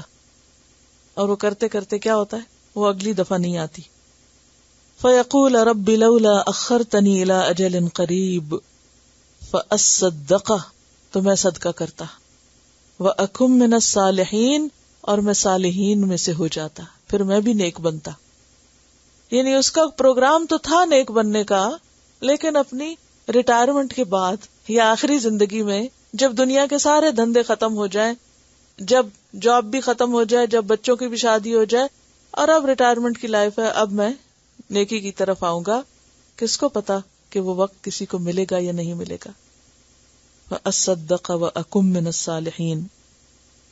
سورۃ مومنون میں بھی آتا ہے 99 اور 100 آیت، حَتَّى إِذَا جَاءَ أَحَدَهُمُ الْمَوْتُ قَالَ رَبِّ ارْجِعُونِ، یہاں تک کہ ان میں سے کسی کی موت کا وقت جب آتا ہے تو کیا کہتا ہے، اے میرے رب مجھے واپس لوٹا دے، مجھے ایک چانس اور دے دے. لَعَلِّي أَعْمَلُ صَالِحًا، تاکہ میں نیک کام کر لوں، فی ما ترکت، اس دنیا میں جسے میں چھوڑ آیا. کلا، ہرگز نہیں، انہا کلمۃ هو قائلھا، یہ تو بس ایک بات ہے جو وہ کہہ رہا ہے، اس نے کرنا کرانا کچھ نہیں، کیونکہ جسے کرنا ہوتا ہے وہ تو اپنی پہلی فرصت میں کر لیتا ہے. اور بہترین صدقہ وہ ہوتا ہے جو انسان اپنی صحت کی حالت میں اپنی مرضی سے دیتا ہے. حضرت ابو ہریرہ کی حدیث ہے، آپ صلی اللہ علیہ وسلم سے ایک شخص نے دریافت کیا، یا رسول اللہ کون سی خیرات سب سے بہتر ہے؟ فرمایا، ایسی حالت میں خیرات کرنا جبکہ تم تندرست ہو، مال کی محبت رکھتے ہو، تمہیں مفلس ہو جانے کا اندیشہ ہو، یعنی تمہیں ڈر ہو کہ میں اللہ کے راستے میں دے دوں گا تو میرا کیا بنے گا، اور مالداری کے خواہش مند ہو، یعنی اس مال کو انویسٹ کر کے مزید اور بڑھانا چاہتے ہو. تو اس وقت انسان جو اللہ کے راستے میں دیتا وہ بہترین صدقہ قرار پاتا ہے. اور اتنی تاخیر نہ کرتے چلے جاؤ، اتنا ڈیلے نہ کرو کہ جان ہلک میں آ پہنچے، اور اس وقت تم کہو اتنا فلاں کو دے دو، حالانکہ وہ تو اس کا ہو ہی چکا. تم نہ بھی کہو گے تو اب وہ اسی کے پاس جائے گا، اب تو دوسروں کا مال. تو بات یہ ہے کہ انسان کو کوئی اعتبار نہیں، زندگی کا کوئی اعتبار نہیں کسی بھی چیز کا، لہٰذا جو وہ کرنا چاہتا ہے وہ اپنے ہوش و حواس میں، صحت تندرستی کی حالت میں، اور اسی طرح کے حالات میں کہ جب انسان ایک طرف خوف بھی رکھتا ہے کہ میرے پھر فیوچر کا کیا ہوگا، اور پھر میں 10 سال بعد کیا کروں، اور یہ کام کیسے ہوگا اور وہ کیسے ہوگا. اب تک اگر اللہ پال رہا ہے تو آگے بھی پال دے گا، لیکن منافقت سے بری ذمہ ہونے کے لیے، بری من النفاق کی کیفیت، یعنی دل سے منافقت دور کرنے کے لیے ضروری ہے کہ انسان اللہ کے راستے میں ایسی کیفیت میں، اسی طرح کے حالات میں جو اوپر نیچے ہوتے رہتے ہیں، جس میں ایک طرف خوف ہے ایک طرف امید ہے، کچھ نہ کچھ کر لے اور اپنے ہاتھ سے کرے. اور پھر یہاں ایک کنڈیشن یہ بھی کہ صحت کی حالت میں کرے. بعض لوگ جب بیمار ہو جاتے ہیں تو اس وقت ان کو پتہ چل جاتا ہے کہ اب ہم زیادہ دیر زندہ نہیں رہ سکیں گے، تو پھر وہ کچھ نہ کچھ کرتے ہیں. وہ بھی صدقہ ٹھیک ہے، لیکن اصل صدقہ جو بہترین ہے، بیسٹ، وہ کب ہے؟ جب صحت کی حالت میں دو. جب موت کی علامتیں شروع ہو جاتی ہیں، زندگی کی امید کم ہو جاتی ہے، تو اس وقت تو ہر انسان پھر کیا سوچتا ہے کہ کیا فائدہ یہاں دنیا میں چھوڑنے کا، بہتر آگے بھیج دو. ٹھیک ہے بھیج دو، لیکن اگر بہترین کمانا چاہتے ہو تو پھر وہ اس بیماری سے پہلے کرو. حضرت عمر بن میمون سے روایت ہے کہ آپ صلی اللہ علیہ وسلم نے ایک آدمی سے نصیحت کے طور پہ فرمایا، 5 چیزوں کو 5 چیزوں سے پہلے غنیمت جانو، جوانی کو بڑھاپے سے پہلے، تندرستی کو بیماری سے پہلے، تونگری کو محتاجی سے پہلے یعنی امیر ہونے، فرصت کو مشغولیت سے پہلے، زندگی کو موت سے پہلے. ایک اور روایت میں آتا ہے جب کوئی آدمی مر جاتا ہے تو فرشتے کہتے ہیں اس نے اپنے مال میں سے اپنے لیے اپنی زندگی میں کیا بھیجا، یعنی ان کی باتیں کیا ہوتی ہیں، اس شخص نے اپنے مال میں سے اپنے لیے اپنی زندگی میں آگے کیا بھیجا. اور دنیا کے لوگ کہتے ہیں اس نے مرتے وقت پیچھے والوں کے لیے کیا چھوڑا. لوگوں کو کیا فکر ہوتی ہے کہ ہمارے لیے کیا چھوڑ کے گیا ہے، ہم بھوکے مر جائیں گے اب یہ مر گیا تو، کمانے والا گیا تو. لیکن ایسا شخص کتنا قابل رحم ہے کہ ساری زندگی دوسروں کے لیے کرتا رہا اور اپنے لیے اس نے کچھ بھی نہیں کیا. سب کچھ کما کما کے دوسروں کے لیے چھوڑ گیا، اپنے لیے آگے کچھ بھی نہیں بھیجا جہاں اسے ہمیشہ رہنا ہے اب جا کے. لیکن کیا شیطان ہمیں یہ کبھی حقیقت سوچنے دیتا ہے کہ اگر ہم نے نہ کیا تو ہمارے لیے کچھ نہیں ہے، سب دوسروں کے لیے ہی ہے. لیکن ہم کیا سمجھتے ہیں شاید وہ ہمارا مال ہے. جیسے ایک اور حدیث میں آتا ہے کہ ابن آدم کیا کہتا ہے؟ میرا مال میرا مال، حالانکہ اس کا مال کیا ہے؟ جو اس نے کھایا ختم کر دیا اور جو اس نے پہنا اور پرانا کر دیا، یا پھر وہ اپنے لیے آگے ذخیرہ کیا اس نے، باقی تو سب وارثوں کا ہے. اسی لیے ایک اور موقع پہ آپ نے فرمایا تھا نا، کس کو اپنے مال سے زیادہ وارثوں کا مال پیارا ہے؟ لیکن سب کو اپنا مال پہ کہا، اپنا تو وہ ہے جو آگے بھیجا، اور باقی کیا ہے؟ یعنی وارثوں کے لیے تو ہم بہت کچھ بناتے رہتے ہیں، اپنے لیے کیا بھیجتے ہیں؟ تو یہ مال اور اولاد ایسی چیزیں ہیں جن کی محبت میں انسان اپنا آپ بھول جاتا ہے. اور یہ کب بھولتا ہے؟ جسے پیچھے آپ پڑھ چکے ہیں نا، نسوا اللہ فانساہم انفسہم، انہوں نے اللہ کو بھلا دیا، اللہ نے ان کو ان کا نفس بھلوا دیا، انہیں اپنا آپ بھول گیا، اپنے لیے کچھ کرنا بھول گیا. اور یہ نتیجہ ہے کس چیز کا؟ اللہ کو بھولنے کا. سورۃ توبہ میں بھی آتا ہے نا، وَمِنْهُمْ مَنْ عَاهَدَ اللَّهَ لَئِنْ آتَانَا مِنْ فَضْلِهِ لَنَصَّدَّقَنَّ وَلَنَكُونَنَّ مِنَ الصَّالِحِينَ. ان میں سے کچھ ایسے ہیں جو اللہ سے عہد کرتے ہیں، اور یہاں بھی منافقین ہی کا ذکر ہے. ان میں سے کچھ ایسے ہیں جو عہد کرتے ہیں اللہ سے کہ اگر اللہ نے ہمیں اپنے فضل سے دے دیا تو ہم ضرور صدقہ کریں گے. ابھی تو ہے نہیں زیادہ، جب کچھ ہوا تو پھر دیں گے. وَلَنَكُونَنَّ مِنَ الصَّالِحِينَ، اور ہم ضرور نیک بن جائیں گے. فَلَمَّا آتَاهُم مِّن فَضْلِهِ بَخِلُوا بِهِ، لیکن اللہ نے دے بھی دیا تو انہوں نے پھر بھی کیا کیا؟ دیا نہیں، بخل ہی کیا. وَتَوَلَّوْا، منہ موڑ گئے. وَهُم مُعْرِضُونَ، نتیجہ کیا نکلا؟ فَأَعْقَبَهُمْ نِفَاقًا فِي قُلُوبِهِمْ إِلَى يَوْمِ يَلْقَوْنَهُ، اللہ نے ان کے دلوں میں نفاق پختہ کر دیا اس دن تک کہ جب وہ اس کو ملیں گے، یعنی موت تک پھر ان کے اوپر سٹیمپ لگ جاتی ہے. طبع اللہ علی قلوبہم بما اخلف اللہ ما وعدوہ، یہ سزا ان کو کیوں ملی؟ کہ انہوں نے اللہ سے کیے ہوئے وعدے کے خلاف کیا. پہلے منت مانی، نیت کی، ارادہ کیا، وعدہ کیا، یہ کمیٹی نکل آئے، یہ بزنس فلرش کر جائے، یہ فلاں جگہ سے مل جائے تو اس میں سے میں اتنے % دے دوں گا فی سبیل اللہ. اور یہ بہت کامن بات ہے. بہت سے لوگ جب کسی مشکل میں پھنستے ہیں، کوئی پراپرٹی کہیں ایسی پھنس گئی کہ وہ نہ بیچ سکتے ہیں نہ خرید سکتے ہیں، یا کوئی بزنس ایسے لاس میں چلا گیا، تو اس موقع پہ بڑی بڑی منتیں مانتے ہیں، کہتے کہ یا اللہ اگر یہ ہو جائے کام تو میں اتنے % تو فی سبیل اللہ دے ہی دوں گا. لیکن جو ہی اماؤنٹ ہاتھ میں آتی ہے تو پھر آئیں بائیں کر کے اس وعدے سے نکلنا چاہتے ہیں. تو یہ جو اللہ سے کیے ہوئے وعدے کے خلاف کرتے ہیں، یعنی پہلے تو ایک سوچ سمجھ کے وعدے کرنے چاہیے، چاہے بندوں سے ہو یا اللہ سے ہو، چاہے مال خرچ کرنے کا ہو یا کوئی بھی نیکی کرنے کا.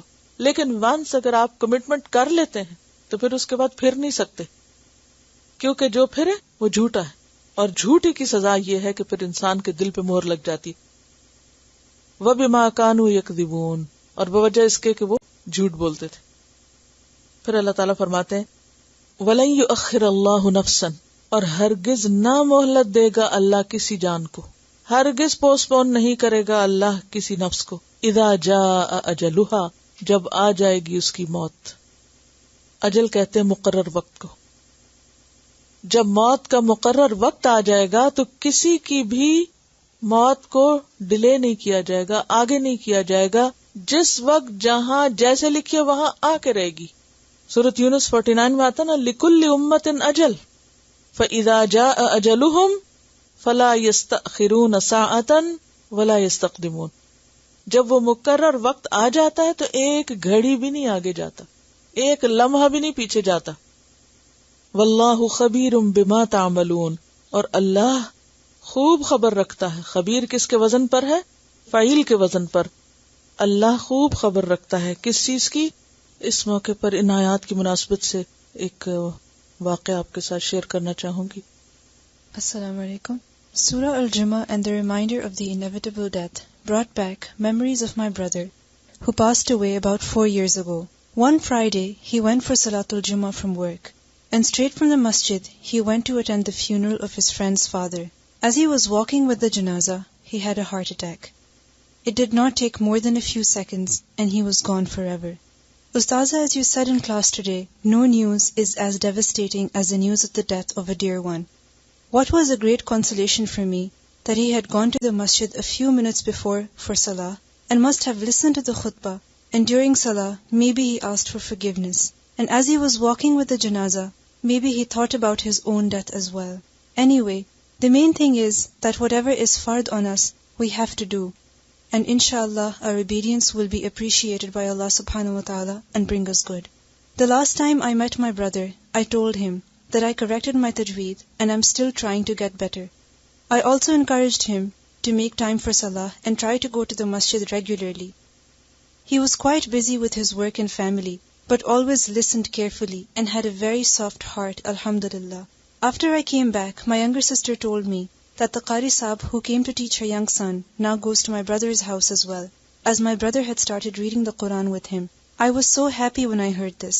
My brother was very excited on the Friday that he passed away, as he was going to complete his 27th juz with Qari Sahib that day. In spite of his busy schedule, he did make time for it, as he realized it was important. May Allah subhanahu wa ta'ala accept his efforts and be pleased with him, inshallah. We should never give up on our husbands and families, but keep advising them with hikmah.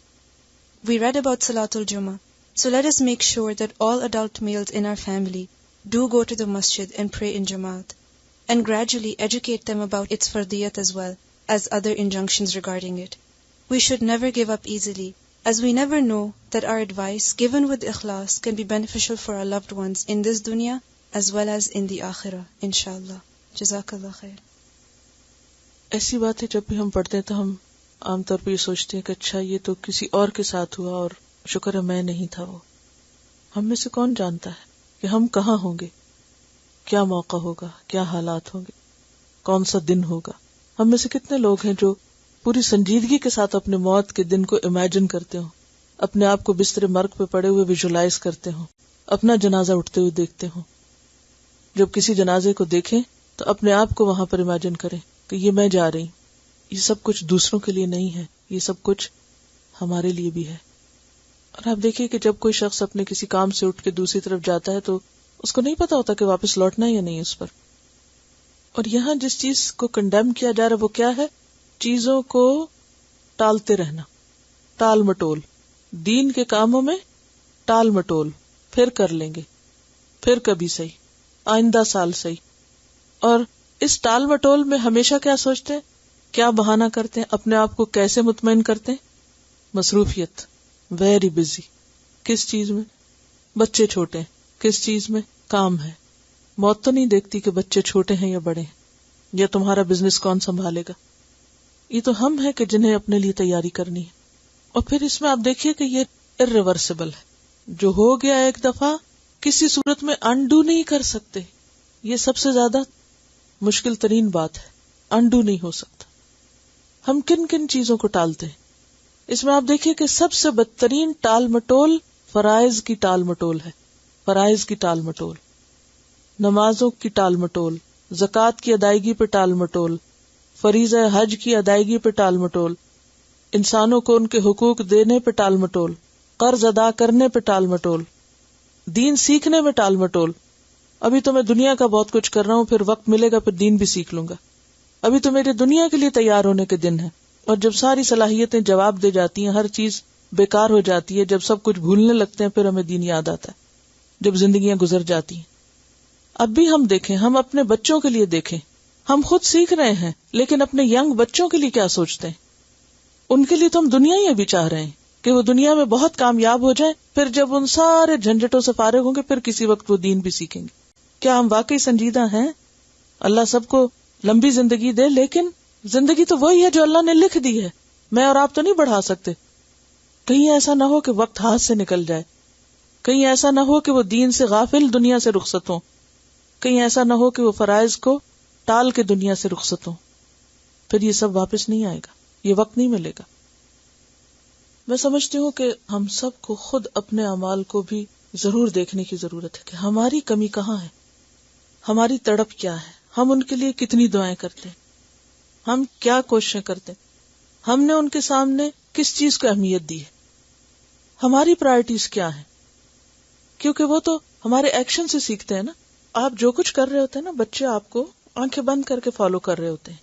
بعض اوقات ہم unconsciously اپنے منہ سے ایسی باتیں نکالتے ہیں بچوں کے سامنے جن میں دنیا کی محبت کوٹ کوٹ کے بھری ہوتی ہے. جب ہمارے منہ سے بچے دنیا کی محبت اور دنیا کے غم اور دنیا کی فکروں کی باتیں ہر وقت سنتے ہیں تو کیا ہوتا ہے, ان کے خوف، ان کے غم، ان کی پرائرٹیز، ان کا سب کچھ بھی وہی بن جاتا ہے، اور یہ انکانشیسلی وہ سارا کچھ بلڈ اپ ہوتا چلا جاتا ہے. میں نہیں کہتی کہ آپ لوگ ضرور کرتے ہوں گے، لیکن جنرلی ہمارا جو آثار ہیں وہ پھر دائیں بائیں آگے پیچھے بھی جاتے ہیں. تو اس میں ہمیں سب سے پہلے اپنے عمل کو دیکھنا ہے کہ کہیں میری تو کوئی کوتاہی نہیں اس میں، پھر دعائیں بھی کرنی ہے، مواقع بھی تلاش کرنے ہیں، اور اس پر محنت بھی کرنی ہے. اور اس کے ساتھ ساتھ یہ ہے کہ ان ساری کوششوں کے باوجود اگر نہیں ہوتا تو پھر آپ کی پوچھ نہیں، کیونکہ آپ نے فرض ادا کر دیا. آپ نے جو کچھ محنت کرنی تھی کر دی، پھر باقی تو ہدایت ہمارے ہاتھ میں کسی کی بھی نہیں ہے. لیکن ماحول بہرحال بچوں پہ اثر انداز ہوتا ہے. پھر اسی طرح یہ بھی ہے کہ جتنے بھی انبیاء ہیں ان سب نے کسی نہ کسی طرح اپنے اولاد کے لیے اور والدین کے لیے دعائیں مانگی ہیں، اور یہ قدرتی بات ہے، قریبی رشتے ہوتے ہیں تو ان کی طرف انسان کا دل زیادہ کھنچتا ہے. لیکن ہم دعاؤں کے ساتھ ساتھ سچے دل سے اپنی نیت اور اندر کے دل کے جو باٹم آف دا ہارٹ ہے نا، وہاں جا کے ذرا کسی وقت کھول کے دیکھیں ہم اپنے بچوں کے لیے کیا چاہتے ہیں، دنیا یا آخرت. وہ کہیں نہ کہیں سے چھپا ہوا نکل آئے گا، کیونکہ جو چاہتے ہیں نا اسی کے مطابق ہی پھر آگے عمل کر رہے ہوتے ہیں، اسی کے مطابق ہی ان کا فیوچر دیکھتے ہیں. دنیا ایک ضرورت ہے، اس کو آپ اوائڈ تو نہیں کر سکتے، لیکن منزل اور مقصد نہیں ہے. اور منزل کی قیمت پر، آخری انجام کی قیمت پر اس عارضی دنیا کو انسان بناتا ہی چلا جائے اور کوئی اس کا اینڈ ہی نہ ہو، تو یہ گھاٹے کا سودا ہے. ابھی آپ دیکھیں کہ ہمارے جو بچے یونیورسٹیز میں پڑھتے ہیں، اگر ان کے پاس کچھ وقت بچتا بھی ہے تو بھی دین کے علم کے لیے کتنا وقت لگاتے ہیں، اور ان کے فارغ وقت میں اور کیا کیا کرتے ہیں، مزید آگے دنیا ہی کو بڑھانے کے لیے پھر مزید کچھ نہ کچھ اور سیکھتے ہیں اور کرتے ہیں اور کرتے ہیں.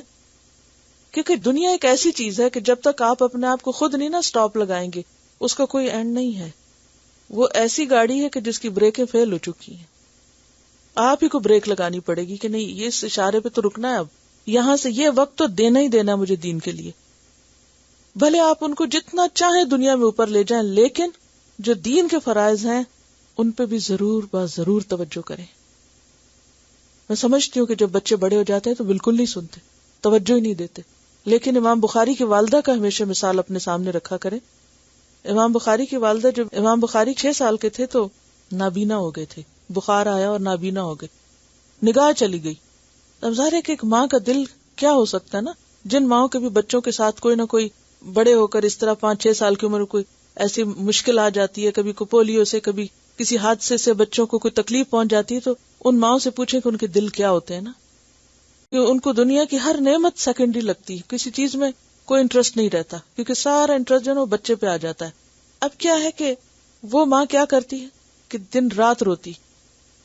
امام بخاری کی والدہ رو رو کے دعائیں مانگتی کہ یا اللہ تو اس بچے کو نگاہ دے، میں اسے تیرے راستے میں لگاؤں گی. اور وہ اپنی بات میں سچی تھی.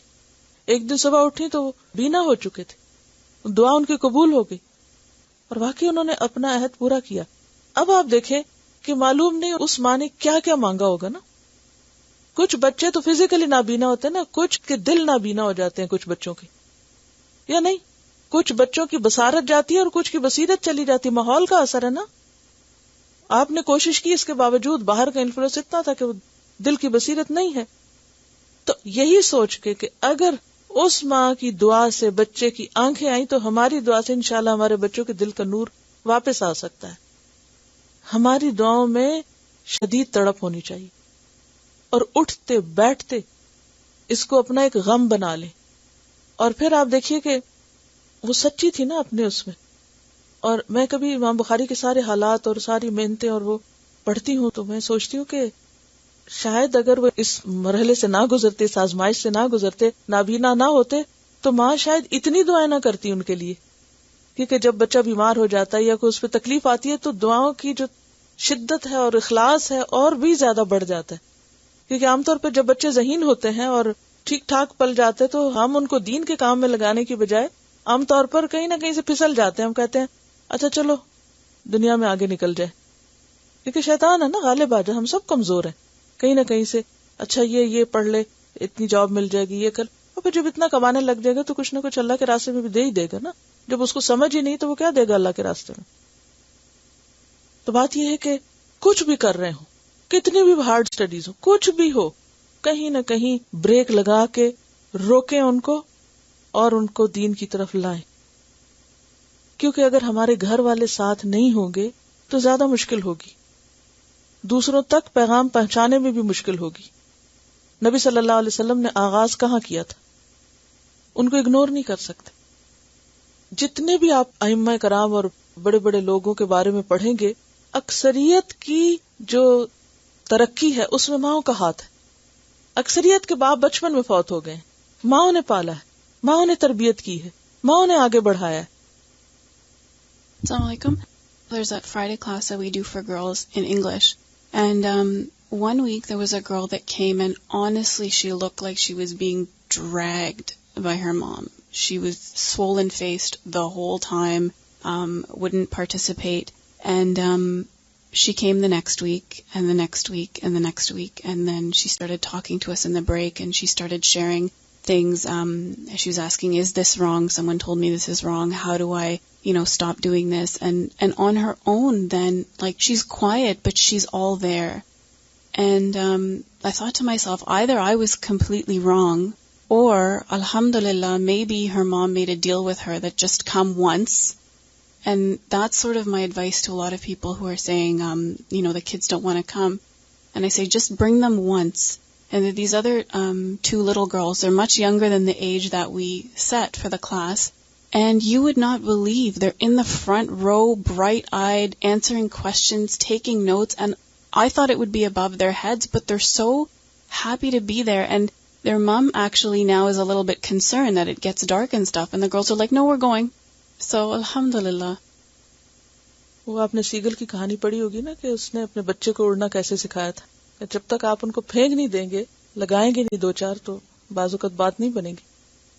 اس معاملے میں سختی بھی کرنی پڑے تو کوئی رحم نہ کیا کریں.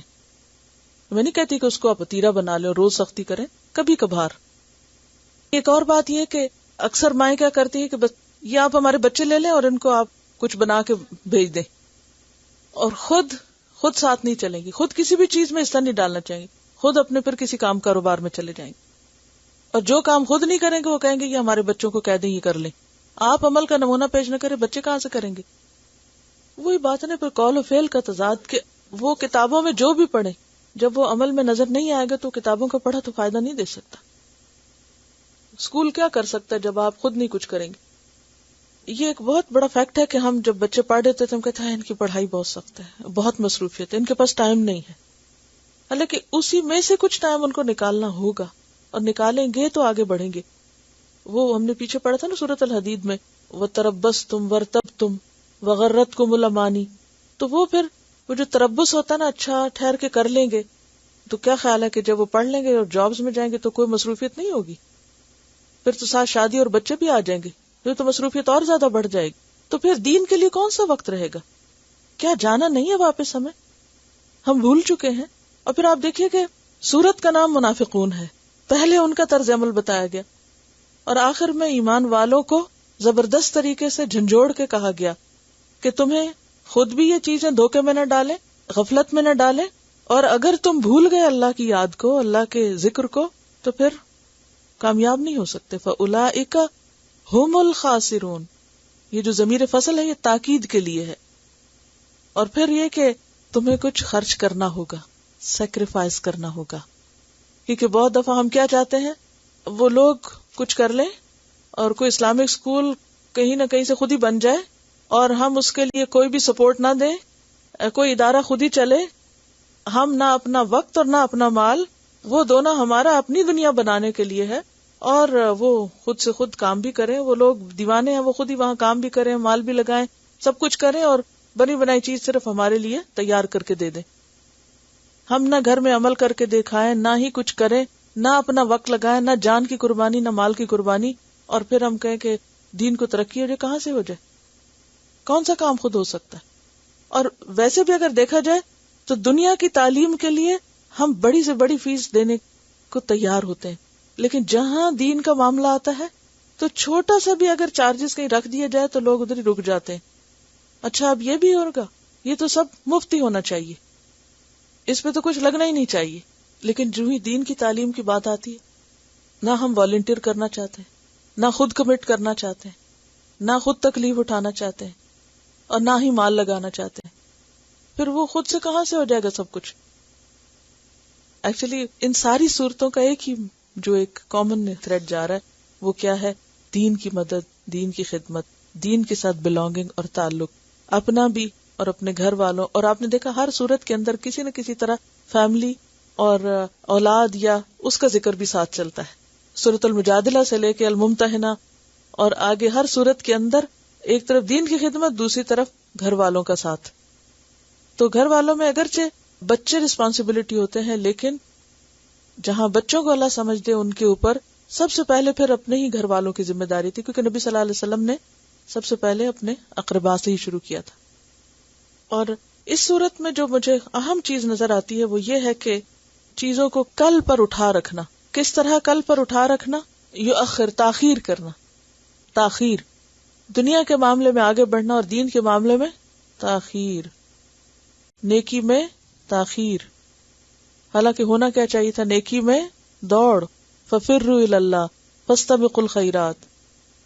یہ منافقت کی علامت ہے، نیکی کے معاملے میں سستی کرنا. کیسے؟ پیچھے بھی آپ پڑھ چکے ہیں، وَإِذَا قَامُوا إِلَى الصَّلَاةِ قَامُوا كُسَالَىٰ. جب نماز کی طرف آتے ہیں تو سستی کے مارے آتے ہیں. اور اسی طرح وَلَا يُنْفِقُونَ إِلَّا وَهُمْ كَارِهُونَ. انفاق فی سبیل اللہ کس طرح کرتے ہیں؟ بہت مشکل سے. وَهُمْ كَارِهُونَ. ان کو پسند نہیں ہوتا، بس ایک چٹی سمجھ کے کچھ مصیبت کے مارے کر دیتے ہیں کہ اگر نہیں کیا تو پھر لوگ کہیں گے اس نے کچھ کیا ہی نہیں. ایک حدیث ہے کہ عقل مند وہ ہے جو اپنے نفس کو مطیع کر لے، اپنے نفس کو اپنے قابو میں کر لے اور موت کے بعد کے لیے عمل کرے. منافقین کو لا یفقہون، لا یعلمون کیوں کہا گیا؟ کیونکہ وہ ان کی ساری توجہ اور فوکس دنیا تھی، آخرت کو بھولے ہوئے تھے. تو عقل مند کون ہے؟ جو دنیا کی بجائے ترجیحاً موت کے بعد کے لیے عمل کرے. اور احمق یعنی بے وقوف وہ ہے جس کا نفس اپنی خواہشات کی پیروی کرے اور اللہ سے امیدیں باندھے. یعنی کرے اپنی مرضی اور پھر آخرت کے معاملے میں کیا کرے؟ اچھی تمنائیں بس کافی ہیں. یعنی شیطان انسان کو جب بھی آخرت کی بات ہوتی ہے تو کہتے ہیں اتنا فکر کرنے کی کیا ضرورت ہے، اللہ غفور الرحیم ہے نا. اور بعض اوقات ہم تربص اور تاخر کا شکار کیوں ہوتے ہیں؟ کیونکہ ہمیں یقین نہیں ہوتا نا، شک میں ہوتے ہیں. اب دیکھیں عام روزمرہ زندگی کے معاملات میں ہم ہر بات کی پوری تحقیق اور بحث مباحثہ نہیں کرتے. بہت سے قانون، اصول، ضابطے آپ کو کسی بھی کام کے لیے بتائے جاتے ہیں تو آپ کہتے ہیں اچھا ٹھیک ہے. کوئی مشین خرید کے لاتے ہیں، اس کا مینول پڑھتے ہیں، یہ کرو یہ نہ کرو، تو آپ کیا کہتے ہیں؟ کیوں؟ میں تو کروں گا، کیوں نہ کروں؟ کبھی آرگو کیا؟ کبھی اعتراض کیا؟ بلکہ ایک ایک چیز کو اچھا یہ نہیں کرنا، ٹھیک ہے نہیں کرتے، یہ بھی نہیں کرنا، یہ بھی نہیں کرنا. ہر چیز کو ہم چاہے وہ غلط ہی لکھا ہو پھر بھی نہیں کرتے. اکثر وہ جو انسٹرکشن لکھی ہوتی ہیں نا تو اتنے بڑے بڑے وہ لگے ہوئے ہوتے ہیں، وہ تو اپنی سیفٹی کے لیے کرتے ہیں. تو تم پڑھتے کبھی کیا لکھا ہوا؟ یہ نہیں بس اس تار کو دوہرا ہونے سے بچائیں، یا چھوٹی سی ایسی بات لکھی گئی اتنی لمبی کر کے. تو میں سوچتی ہوں بس، اور میں ہمیشہ سوچتی ہوں اچھا اگر کیا تو کیا ہوگا؟ کچھ نہیں ہوگا، اتنی بھی بڑا مسئلہ کوئی نہیں.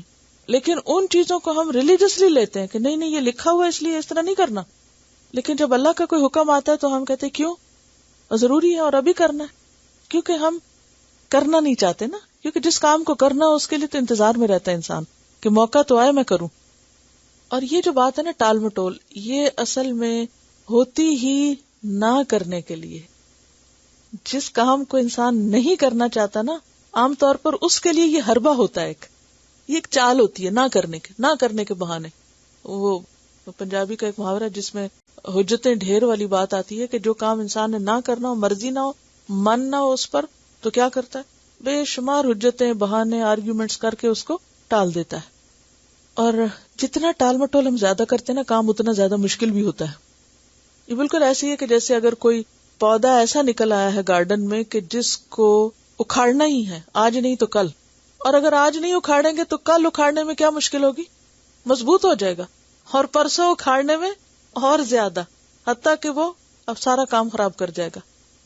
تو وائی ناٹ کہ جب وہ نیا ہے اسی وقت اس کو نکال لیں، کیونکہ یہ کرنا ہی ہے نا، کیوں ٹال رہے ہو؟ پھر بعض لوگ یہ کہتے ہیں دل تو چاہتا ہے کر لیں پر مجھے اپنا اعتبار نہیں، میں استقامت نہیں کر سکوں گا. تو بہتر ہے پھر نہ ہی کرو، کیونکہ کر کے چھوڑنا جو ہے وہ اور برا ہے.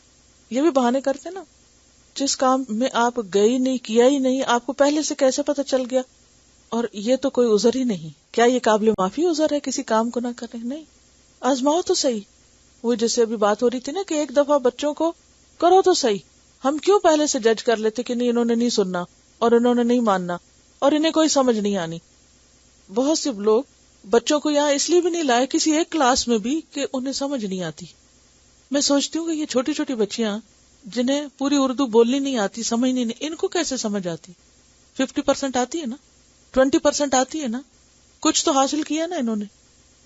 لیکن اگر ہم صرف یہی کہتے رہیں نہیں ہمارے بچوں کا مسئلہ ہے زبان کا اور ان کو بالکل نہیں، تو واقعی کبھی نہیں. میں سوچتی ہوں بچے آپ کے کیسے ہو سکتا ہے ساری زندگی آپ نے ان سے اپنی زبان میں بات نہیں کی؟ اور اگر آپ کی بات سمجھ سکتے ہیں تو قرآن کی بھی سمجھ سکتے ہیں. قرآن کی سمجھنا کہیں آسان ہے اس کے مقابلے میں، کیونکہ ہم نے کوشش نہیں کی، توجہ نہیں کی. ہم ایک دفعہ حجت تمام کر دیں، اس کے بعد وہ جو بھی کریں سو ان کی مرضی، کیونکہ وہ بھی بچے تو نہیں ہے نا. پھر اسی طرح بعض اوقات یہ بھی ہوتا ہے کہ انسان کوئی بیماری ہوتی ہے تو پرہیز بھی کر لیتا ہے، تو وہ ڈاکٹر کی نصیحت ہوتی ہے، اس پر ہم عمل کر لیتے ہیں، اور اس وقت ہم نہیں کہتے کہ کیا پتا میں نہ ہی کر سکوں تو بہتر ہے پھر شروع ہی نہ کروں. انہیں کہ کسی ڈاکٹر کا مشورہ، کسی نرس کا مشورہ، کسی دوست کا مشورہ وہ اہم ہوتا ہے، لیکن اللہ کی بات، اللہ کا حکم وہ اتنا بھی اہم نہیں ہے.